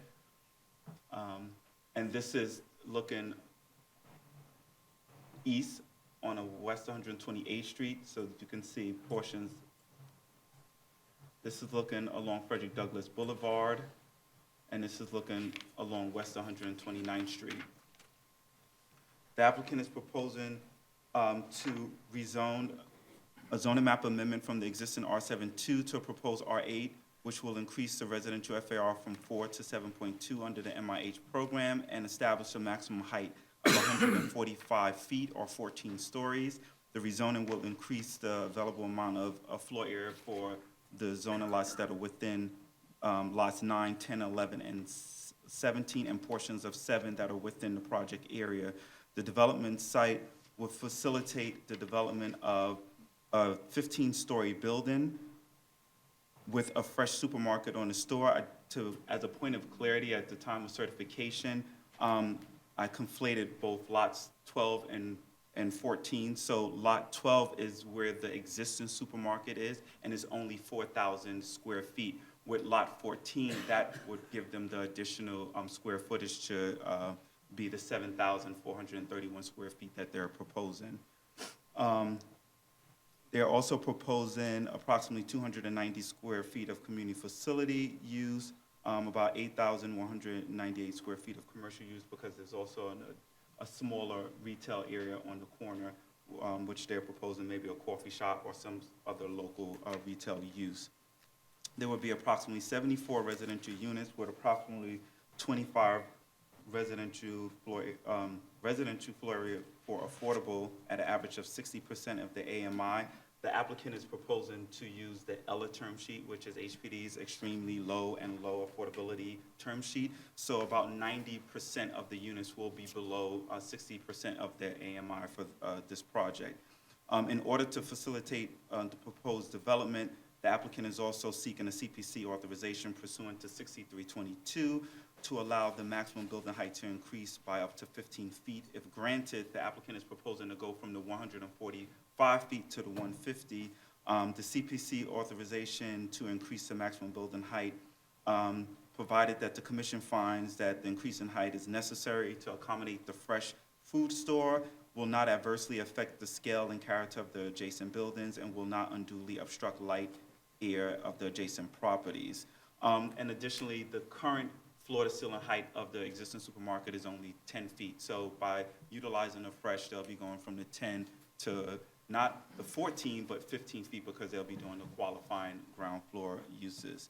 On November 2nd, the Community Board 10 held a public hearing and voted 15 in favor and 13 opposed, but in favor of the applicant, of the project. The borough president provided a recommendation. And the reasons for the very strong negative vote from the community board? I think there was concerns about the post-lottery process and the number of residents within Community District 10 that were qualifying for buildings. So they just wanted to make sure that there was, they asked the applicant if they can, find someone independent that can help residents post the HPD lottery process to work on the application process, making sure that papers are turned in on time, they can meet certain deadlines, and they wanted someone independent so they feel like they can even the playing field for the residents who will qualify for these units.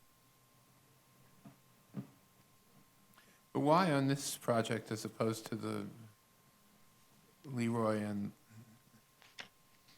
That's the question that I posed to the community board, and I didn't get a response, but they are planning on sending a representative. So hopefully they will respond to the close vote on this one.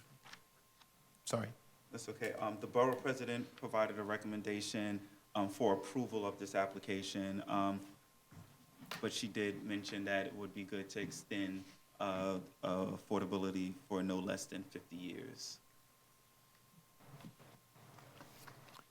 Thank you, Calvin. And Questions? I think I saw one. Okay. No questions? Oh, Commissioner Lamb? Has the supermarket made a commitment, has the existing supermarket made a commitment to be part of this project? In order to qualify for fresh, you need to have someone already signed up, right? Yes. So it will still be the Bravo. Is this still the Bravo? Yes. And Okay. part of the process, they would have to provide a letter of commitment. Okay. I'm curious to know, it's been some time since we've seen a fresh application. I know we approved one on, what was it, St. Nicholas Avenue a while back. Yeah, and then we did, well, there was that was the one that had both the chair cert and authorization. Yeah. So this is the second one in Community District 10. Right. But the applicant worked on just one that was just a chair cert on West 140th and Frederick Douglass Boulevard. Yeah. Anyway, I'm just kind of curious about the city's experience with fresh, how that program is working overall. Obviously, it goes beyond this application, but we had high hopes for this when we created it, and I'm interested in how Yeah, experience is. why don't we, we'll schedule a presentation on the Fresh program, how it's working. Good. I think enough Okay. time has gone by that Yep. that would be helpful. And then more narrowly, there's 290 square feet of community facility floor area planned here. Yeah. It's kind of crammed into a little bit of an awkward space on the ground floor, and They recognize that it's small, but it was something that was done out of the request made by the council member, just to have like a small, maybe outreach facility, whether it's for youth or just to, So there's no need- they don't have any programming for it yet, but it was just a little small set aside that the council member, well, the then council member Dickens asked them to provide in the space. Okay, well, maybe we can hear a little better understanding of how that might actually function, whether it's large enough to really be useful for somebody. Okay.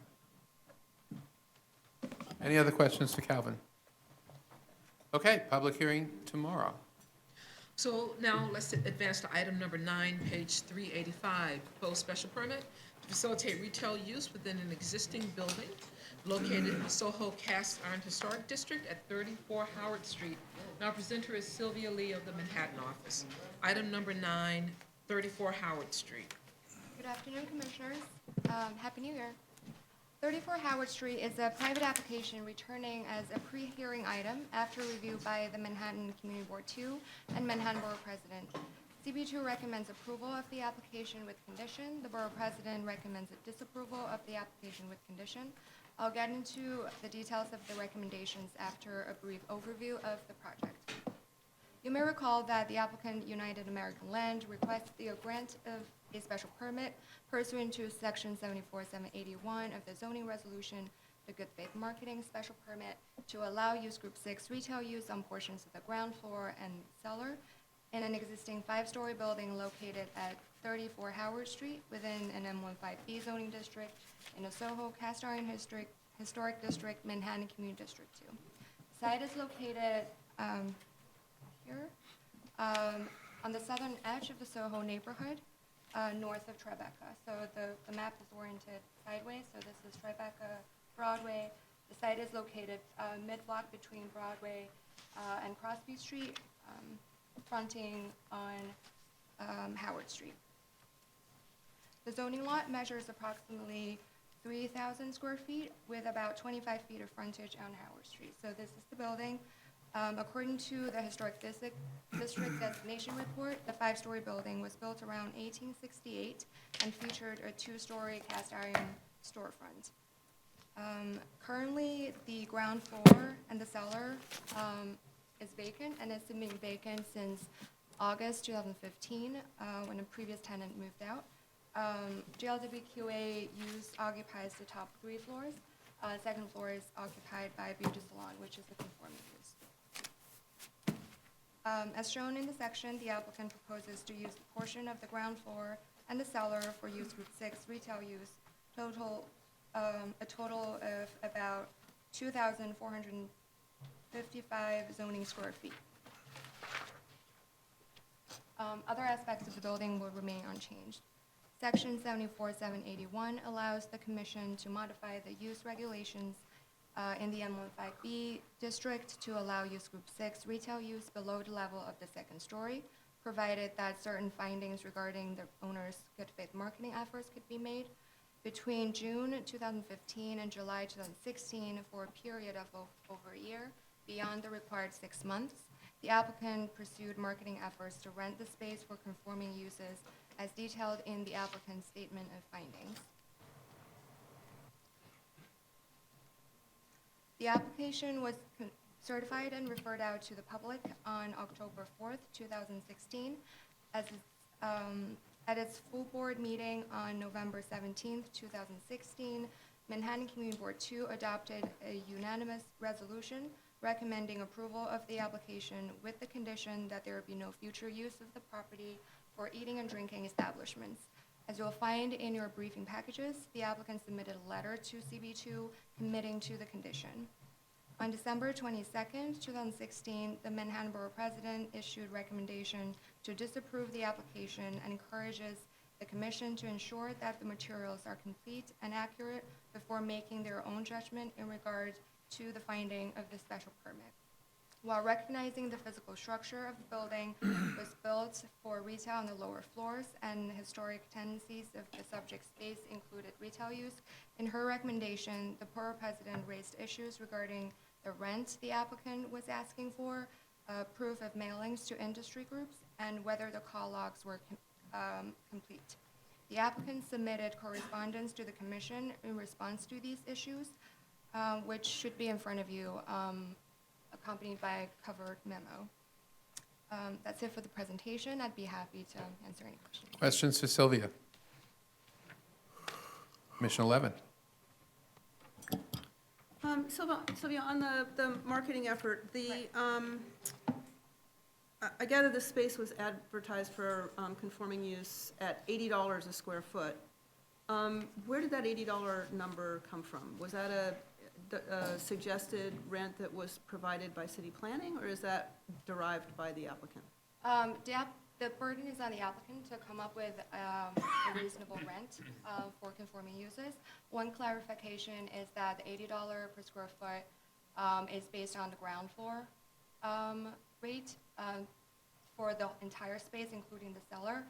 For a total of 5,000 square feet, the applicant is asking for $216,000 annually, which average up to about $50 per square foot.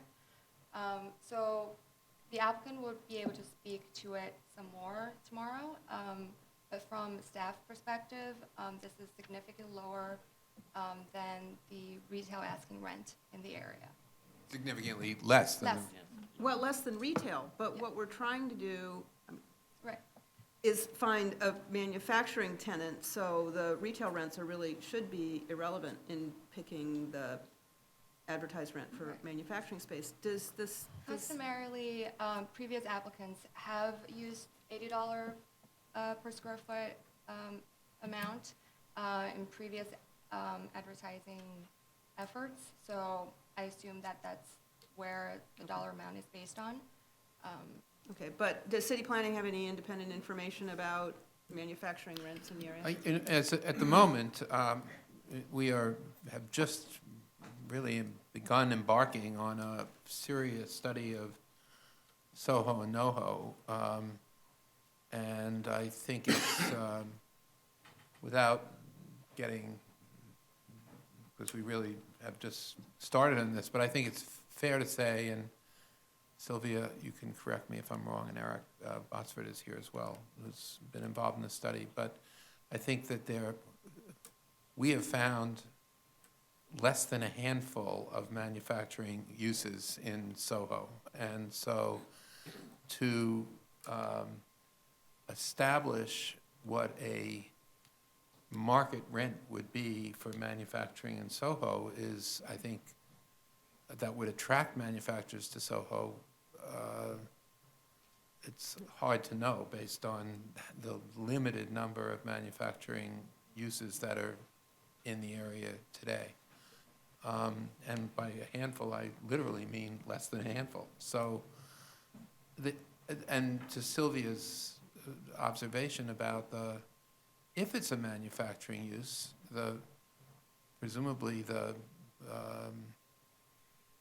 a manufacturing use would be able to make use of the cellar in a way that obviously a retail use wouldn't, and so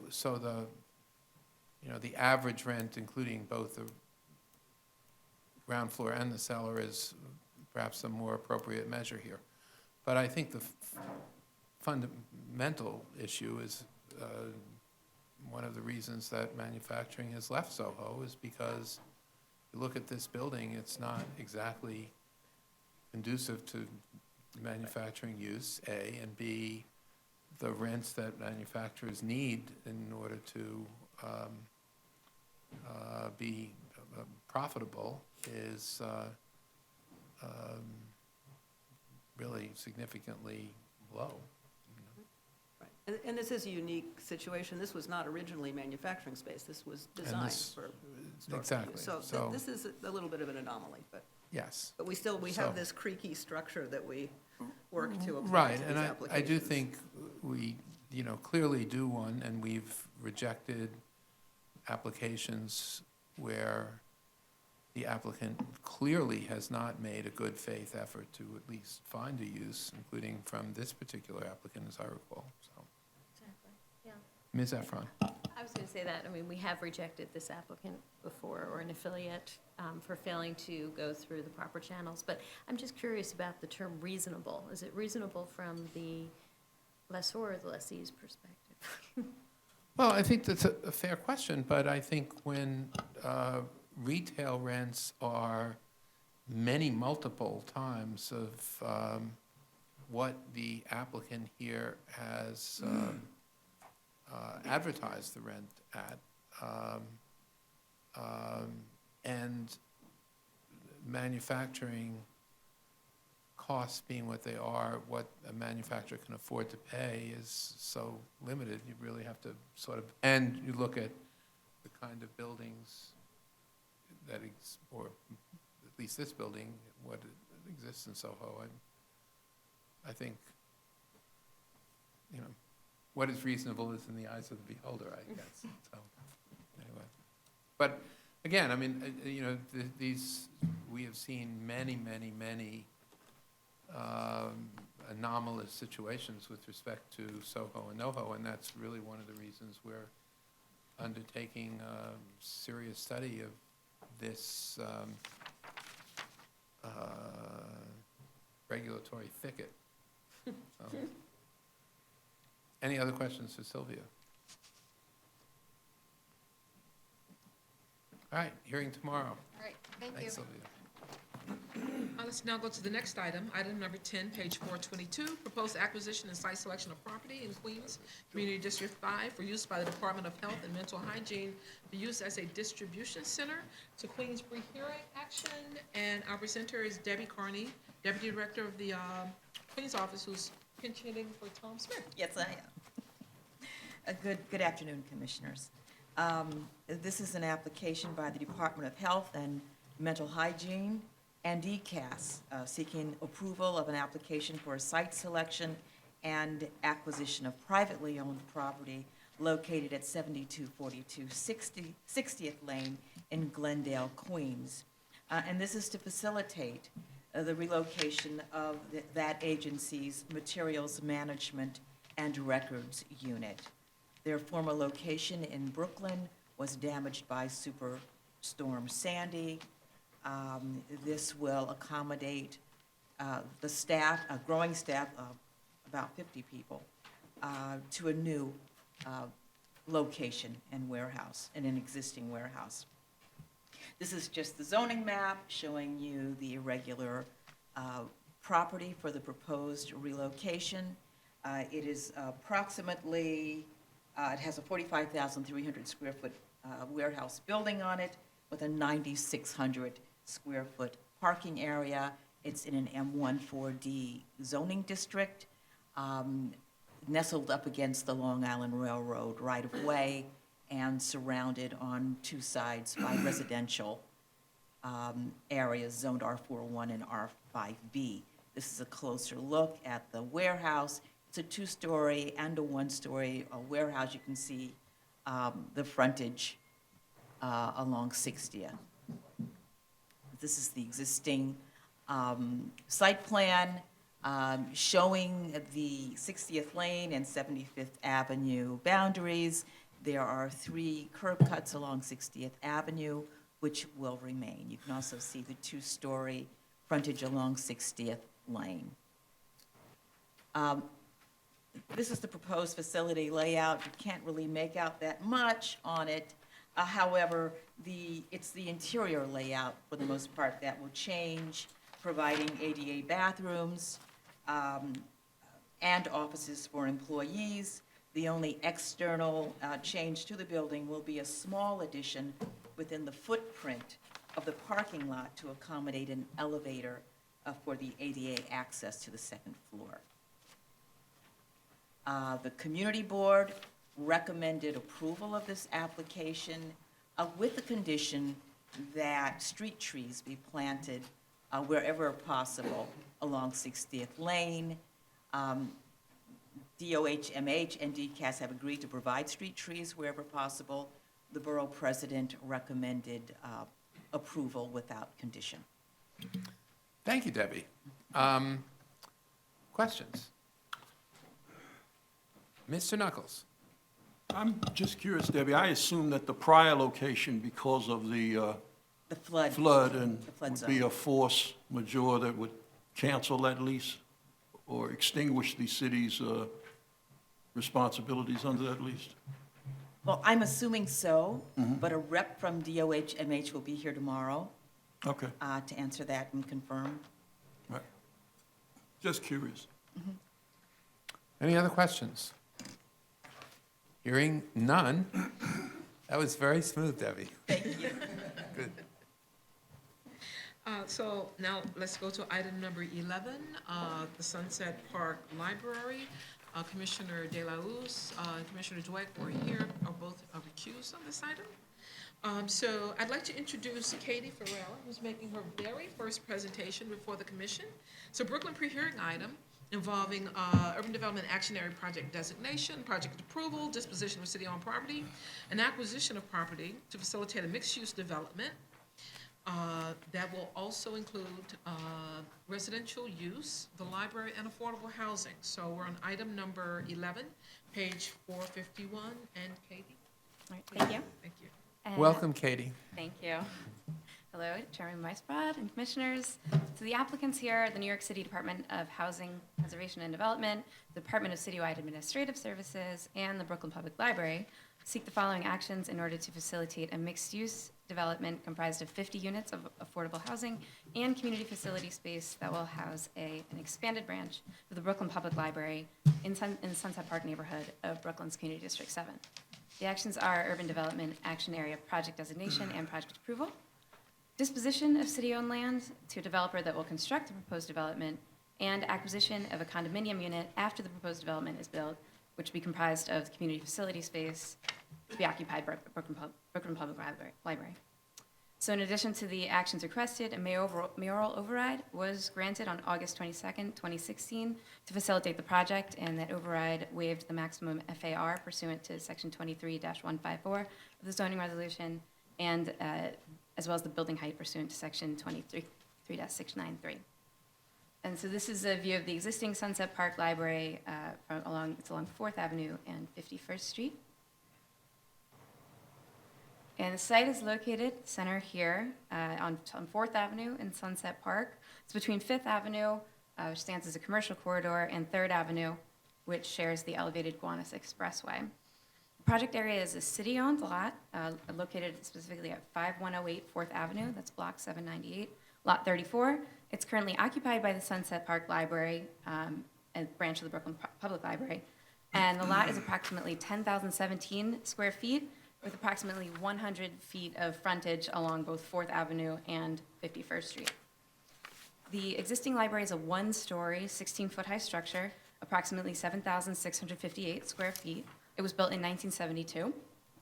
And the branch has about $6 million in outstanding unfunded capital needs, including replacement of an HVAC system, roof improvements, and a necessary expansion of electrical outlets. The project area is, as I said, along 4th Avenue. It was rezoned to R7A zoning with a C24 commercial overlay as part of the 2009 Sunset Park rezoning. And that rezoning included a mapping of voluntary inclusionary housing here. 4th Avenue is a wide street, and the 4th Avenue corridor is generally characterized by 1 to 4 story mixed-use residential and commercial buildings and community facilities. And there are R6B zoning districts mapped along the mid-blocks to the east and west of 4th Avenue. And adjacent to the project area on 51st Street is a building used as a community facility.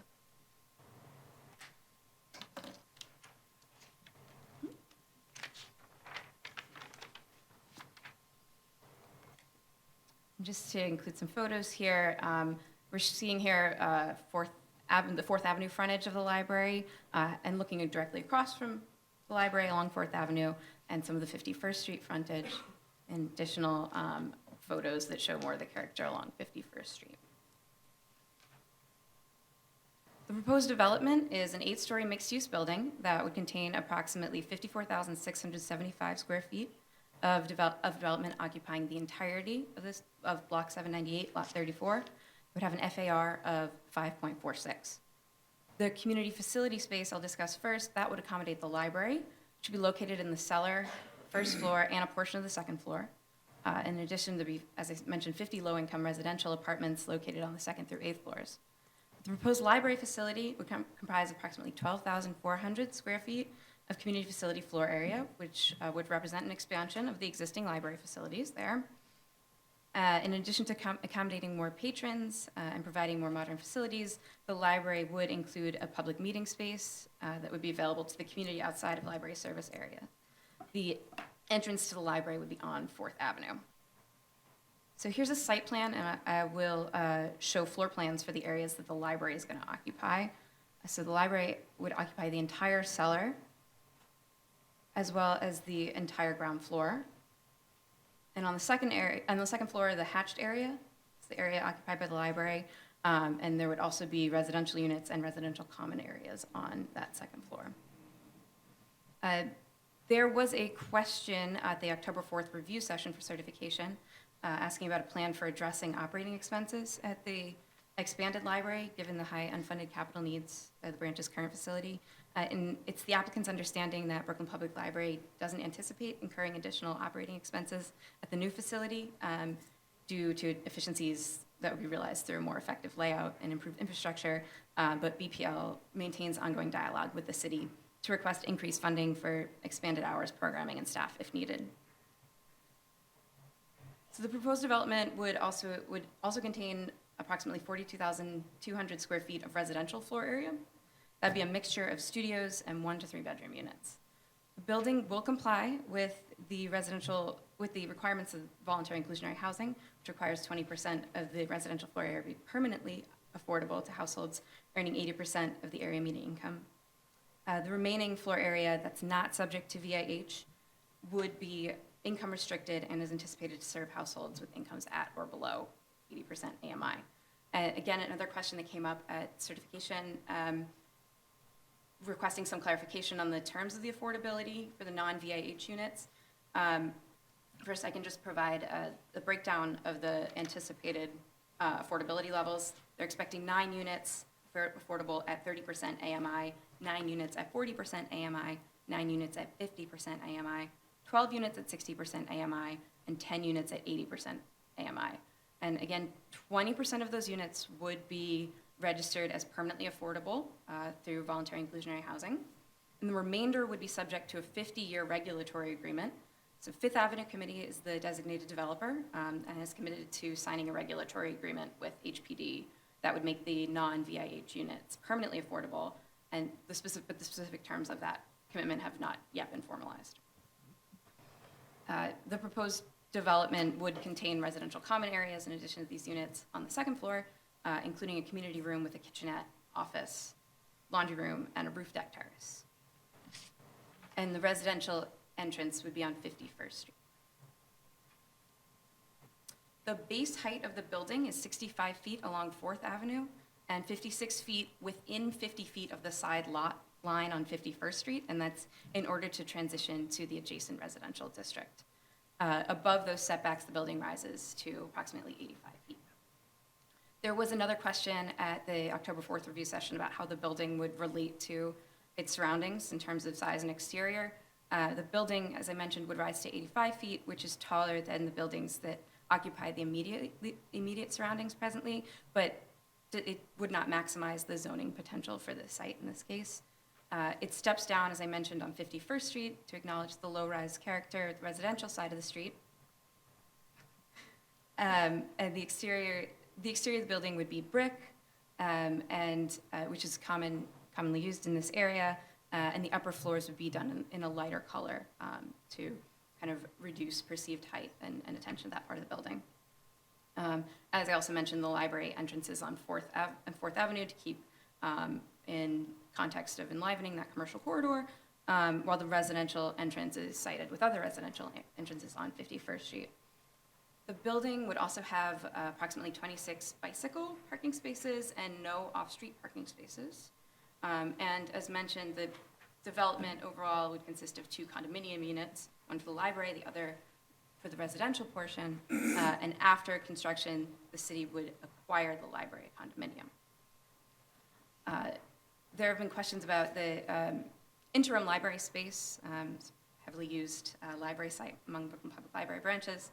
And BPL, in cooperation with New York City Police Department, does anticipate temporarily relocating the Sunset Park branch during construction to an NYPD applicant processing center on 4th Avenue and 43rd Street. It's about 8 blocks north of the proposed development.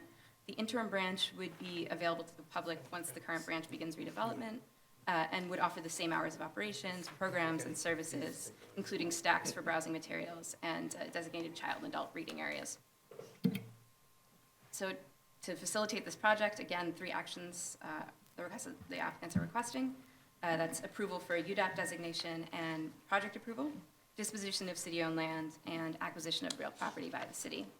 There was just only one other question that was asked at certification on October 4th. It was a question about the median income in this particular area, and I can provide that information now. For Community District 7, which is Sunset Park and Windsor Terrace, it's $44,320 per year per household. The community board vote the community board held its public hearing on this application on November 3rd, 2016, and a vote on November 16th. And they recommended to approve the proposal with conditions. Specifically, there were 28 community board members in support, 3 in opposition, and 5 abstentions.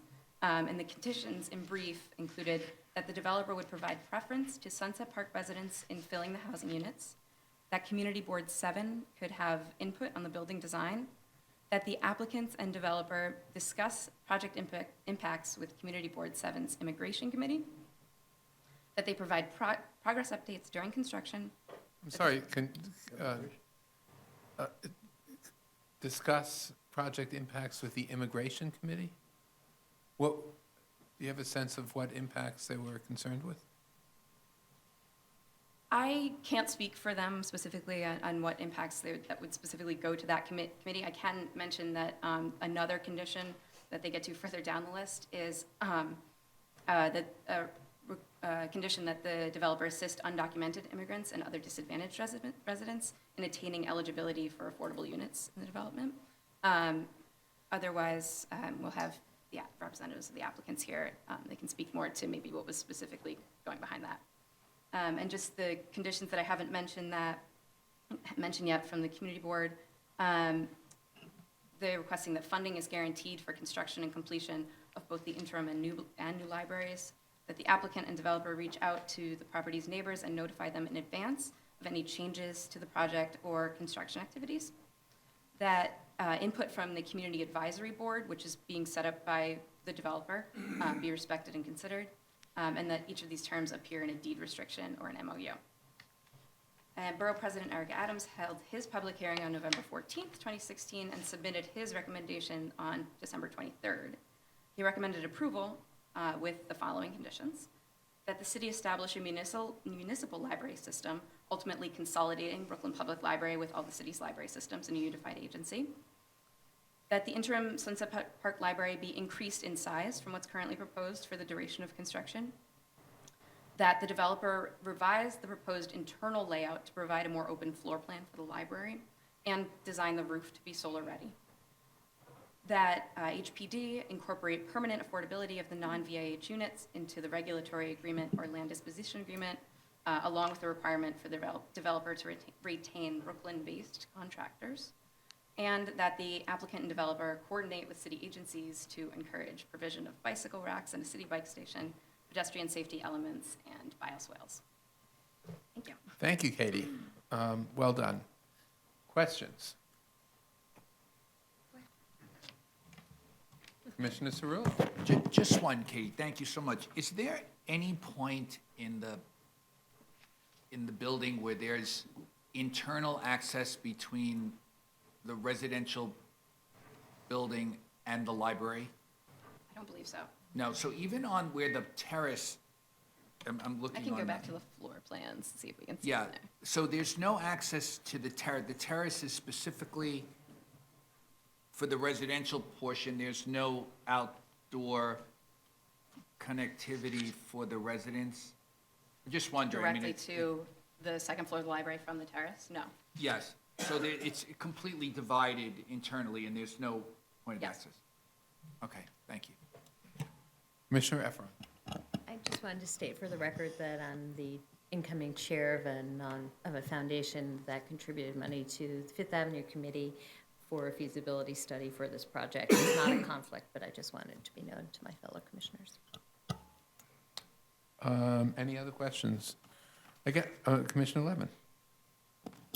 Yes, I was just hoping, I'm sure it's the case, that the applicant and all the applicants would be prepared to address the various recommendations from the Yes. community board and the borough president, and I'm particularly curious to know about the borough president's recommendation about reconfiguring the floor plan, which kind of sounds like a pretty big change at this point, and I'm wondering if it's We'll be able feasible, to speak to what that they tomorrow. have to say about it. I don't know if the borough president's going to be here. No, I'm or- not meaning the borough president, but the applicant must. Yeah, the applicant, I gather it's going to be a fairly robust hearing Yeah. tomorrow. We'll Okay. have many people on many sides, Some of which we're familiar with, presumably. yes. presumably.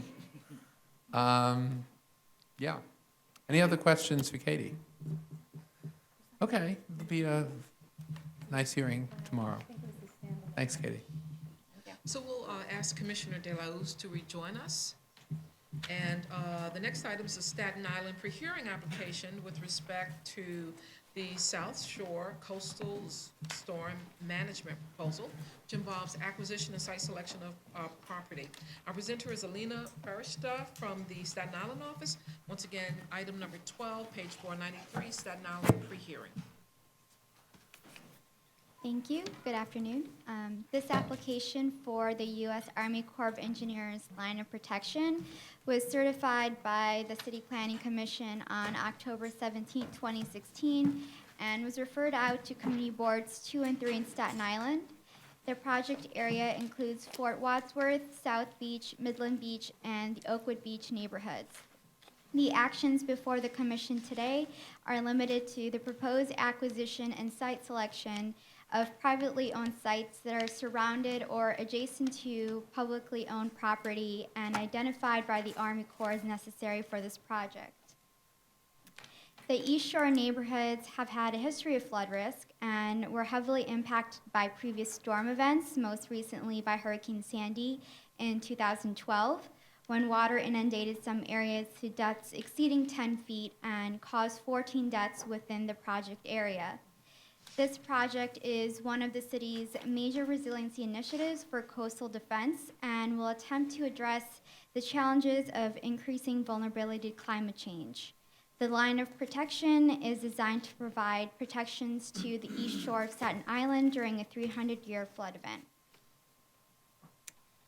The construction of the line of protection consists of 3 structures across the 5.3-mile area.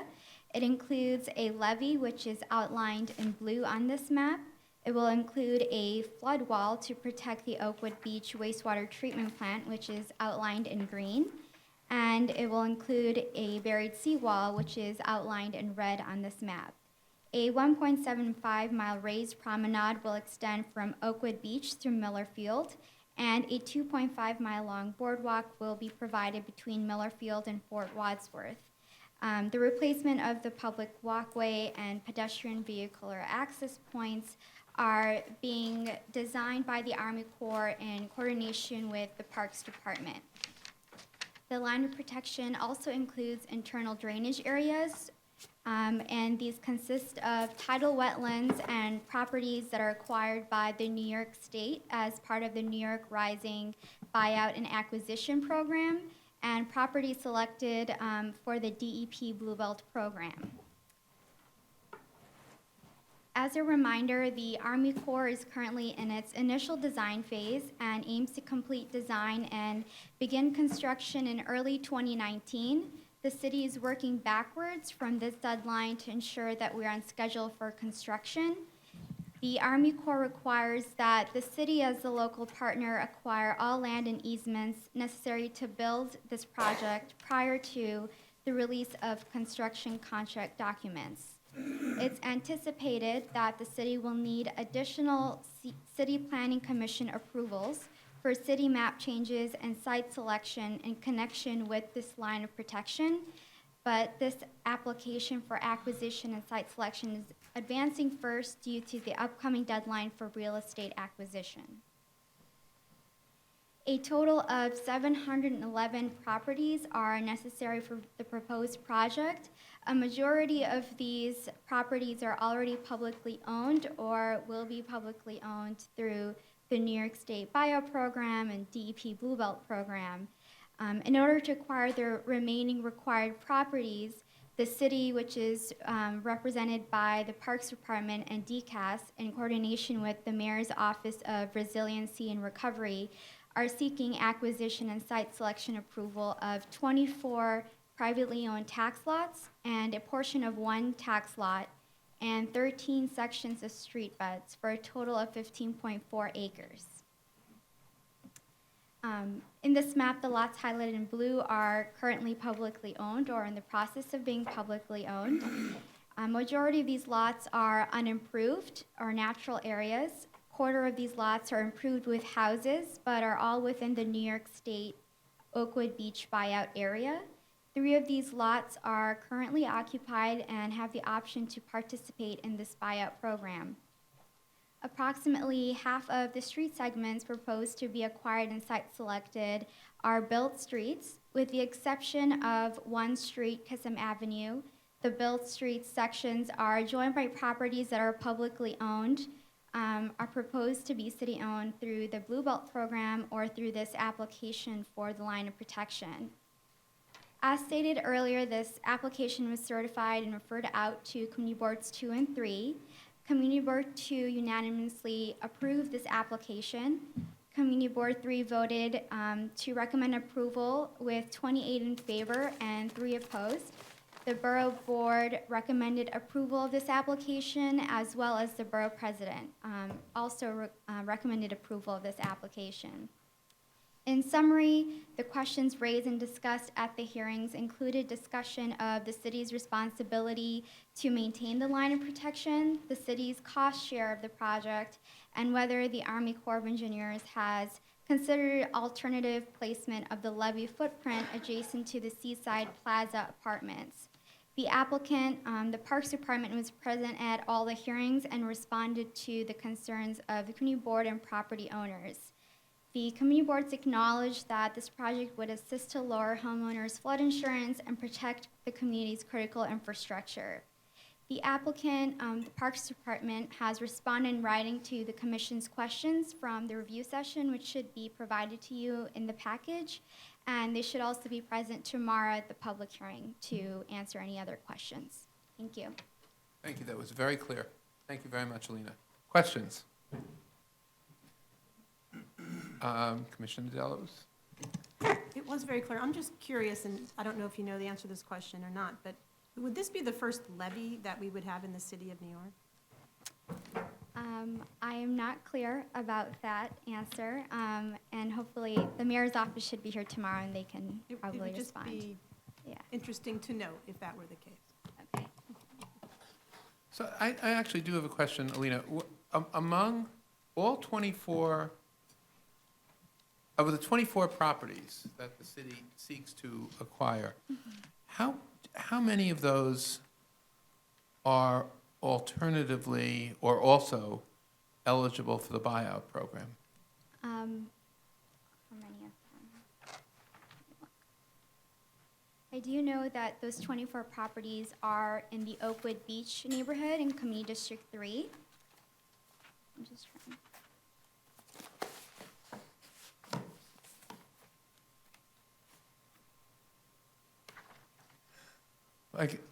I don't know, if you don't have that information, I don't think I have it on okay, but, with me right now. because the buyout program, as I understand it, really is only for houses, basically, right? And many of these 24 properties are not don't currently have a house on it, so, but some of them do.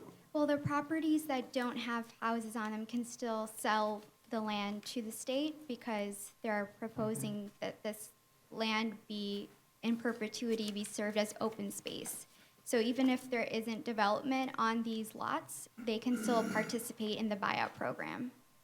I guess my question, and maybe this is a question to Parks or ORR tomorrow, is there any particular advantage to a property owner, financial advantage to a property owner to have an adversarial eminent domain hearing as opposed to participating in the buyout program? Right. And I don't know if, Well, I do know that for the buyout program, they get pre-Sandy value for their property. But, you know, hopefully the applicants tomorrow can speak more to yeah. that I mean, you would question. think that the buyout program would be a more attractive alternative. Correct, because a lot of these properties are in wetland areas or, you know, were heavily flooded, probably would be difficult to develop currently. Okay. Any other questions for Lena? Okay, Okay, thank you. thank you, Lena. So as for tomorrow, we have one project that staff has prepared a favorable resolution for, and that is the New Dorp Business Improvement District. Apropos of earlier comments made by the chairman, when the Greater East Midtown proposal was presented, we have landmarks on for you for January the 18th, designated landmarks, Minnie E. Young House, Martin Erdman House, 18 East 41st Street, Hampton Shops Building, Yale Club of New York City, Pershing Square Building, the Gray Bar Building, Shelton Hotel, Beverly Hotel, Hotel Lexington, 400 Madison Avenue, and 601 Lexington Avenue. Staff will be preparing favorable reports for you for the January 18th public meeting. Commissioner? Yes. Could I just ask about one of them, and that, or maybe two, the Pershing Square building? Is there any, I mean, I know our responsibility here is just to report to the council about whether these conflict with any land use plans that we have. And I'm thinking particularly about the potential for subway improvements Yeah. as part of the Greater East Midtown plan. You know, whether any of these properties, but the ones that draw my eye are the Pershing Square building and maybe the Gray Bar building. Are there any subway improvements that are part of, I believe, involved I mean, here? I think that we can have the Manhattan office talk about this in 2 weeks, but my recollection is that, yes, there was a exploration of whether the Pershing Square building was suitable for transit improvements and whether the landmarking of that building would